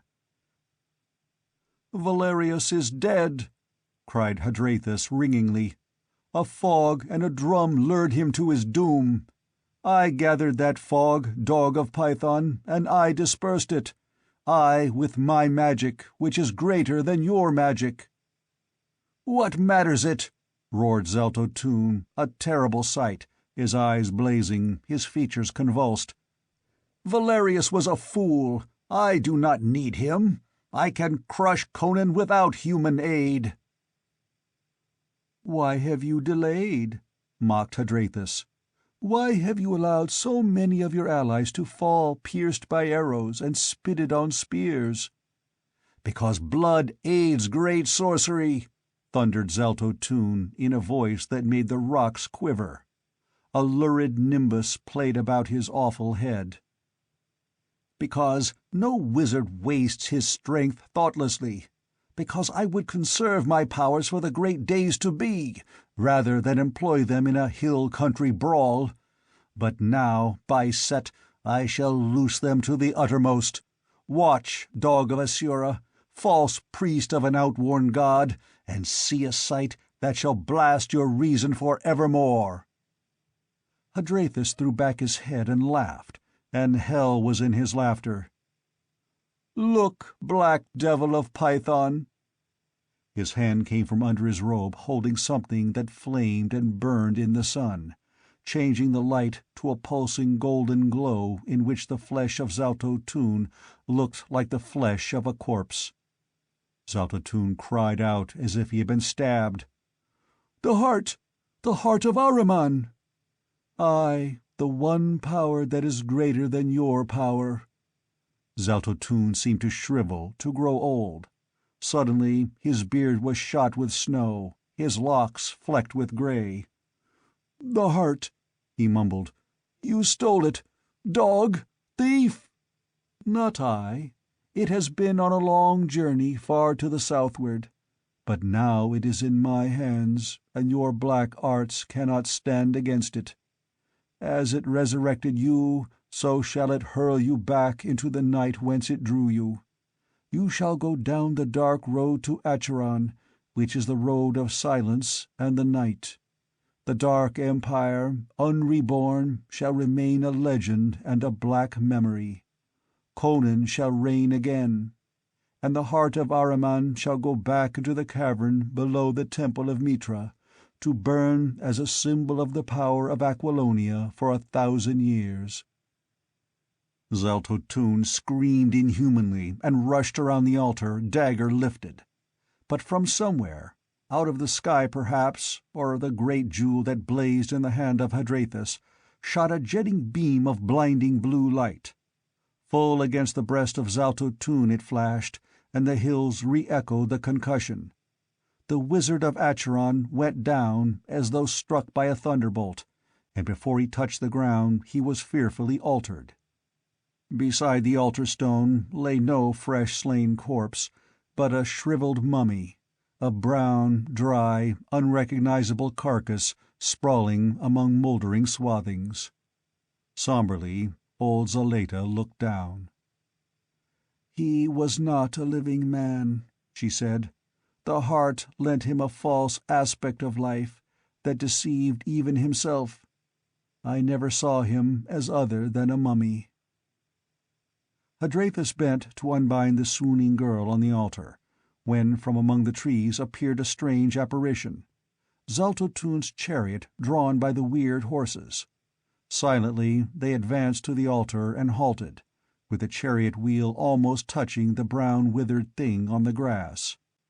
Hadrathus lifted the body of the wizard and placed it in the chariot, and without hesitation the uncanny steeds turned and moved off southward, down the hill.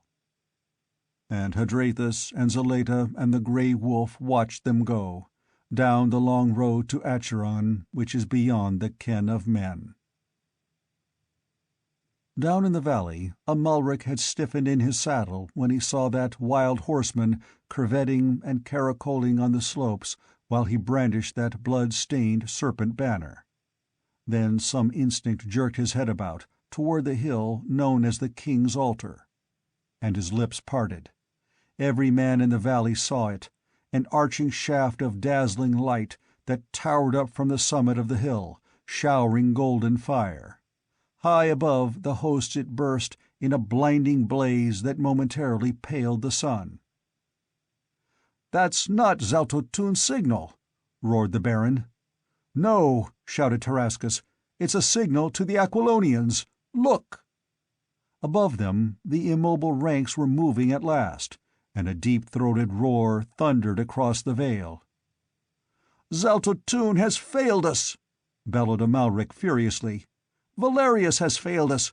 We have been led into a trap! Mitra's curse on Zaltotun, who led us here! Sound the retreat!" "Too late!" yelled Tarascus. "Look!" Up on the slopes, the forest of lances dipped, leveled. The ranks of the Gundermen rolled back to the right and left like a parting rein, and with a thunder like the rising roar of a hurricane the knights of Aquilonia crashed down the slopes. The impetus of that charge was irresistible. Bolts driven by the demoralized arbalesters glanced from their shields, their bent helmets. Their plumes and pennons streaming out behind them, their lances lowered, they swept over the wavering lines of pikemen and roared down the slopes like a wave. Amalric yelled an order to charge, and the Nemedians with desperate courage spurred their horses at the slopes. They still outnumbered the attackers. But they were weary men on tired horses, charging uphill. The onrushing knights had not struck a blow that day. Their horses were fresh. They were coming downhill, and they came like a thunderbolt. And like a thunderbolt they smote the struggling ranks of the Nemedians, smote them, split them apart, ripped them asunder, and dashed the remnants headlong down the slopes. After them on foot came the Gundermen, blood-mad, and the Bossonians were swarming down the hills, loosing as they ran at every foe that still moved. Down the slopes washed the tide of battle. The dazed Nemedians swept on the crest of the wave. Their archers had thrown down their arbalests and were fleeing. Such pikemen as had survived the blasting charge of the knights were cut to pieces by the ruthless Gundermen. In a wild confusion the battle swept through the wide mouth of the valley and into the plain beyond. All over the plain swarmed the warriors, fleeing and pursuing, broken into single combat and clumps of smiting, hacking knights on rearing, wheeling horses. But the Nemedians were smashed, broken, unable to reform or make a stand. By the hundreds they broke away, spurring for the river. Many reached it, rushed across, and rode eastward. The countryside was up behind them. The people hunted them like wolves. Few ever reached Turantia. The final break did not come until the fall of Amalric. The Baron, striving in vain to rally his men, rode straight at the clump of knights that followed the giant in black armor, whose surcoat bore the royal lion, and over whose head floated the golden lion banner with the scarlet leopard of Poitou beside it. A tall warrior in gleaming armor couched his lance and charged to meet the Lord of Tor. They met like a thunderclap. The Nemedian's lance, striking his foe's helmet, snapped bolts and rivets and tore off the casque, revealing the features of Pallantides. But the Aquilonian's lance-head crashed through shield and breastplate to transfix the Baron's heart. A roar went up as Amalric was hurled from his saddle, snapping the lance that impaled him, and the Nemedians gave way as a barrier bursts under the surging impact of a tidal wave. They rode for the river in a blind stampede that swept the plain like a whirlwind. The hour of the dragon had passed. Tarascus did not flee. Amalric was dead, the color-bearer slain, and the royal Nemedian banner trampled in the blood and dust. Most of his knights were fleeing, and the Aquilonians were riding them down. Tarascus knew the day was lost, but with a handful of faithful followers he raged through the melee, conscious of but one desire: to meet Conan the Cimmerian. And at last he met him. Formations had been destroyed utterly, close-knit bands broken asunder and swept apart. The crest of Trocero gleamed in one part of the plain, those of Prospero and Pallantides in others. Conan was alone. The house troops of Tarascus had fallen one by one. The two kings met man to man. Even as they rode at each other, the horse of Tarascus sobbed and sank under him. Conan leapt from his own steed and ran at him, as the king of Nemedia disengaged himself and rose. Steel flashed blindingly in the sun, clashed loudly, and blue sparks flew. Then a clang of armor as Tarascus measured his full length on the earth beneath a thunderous stroke of Conan's broadsword. The Cimmerian placed a mail-shod foot on his enemy's breast and lifted his sword. His helmet was gone. He shook back his black mane, and his blue eyes blazed with their old fire. "Do you yield?" "Will you give me quarter?" demanded the Nemedian. "Aye, better than you'd have given me, you dog. Life for you and all your men who throw down their arms. Though I ought to split your head for an infernal thief," the Cimmerian added. Tarascus twisted his neck and glared over the plain. The remnants of the Nemedian host were flying across the stone bridge with swarms of victorious Aquilonians at their heels, smiting with fury of glutted vengeance.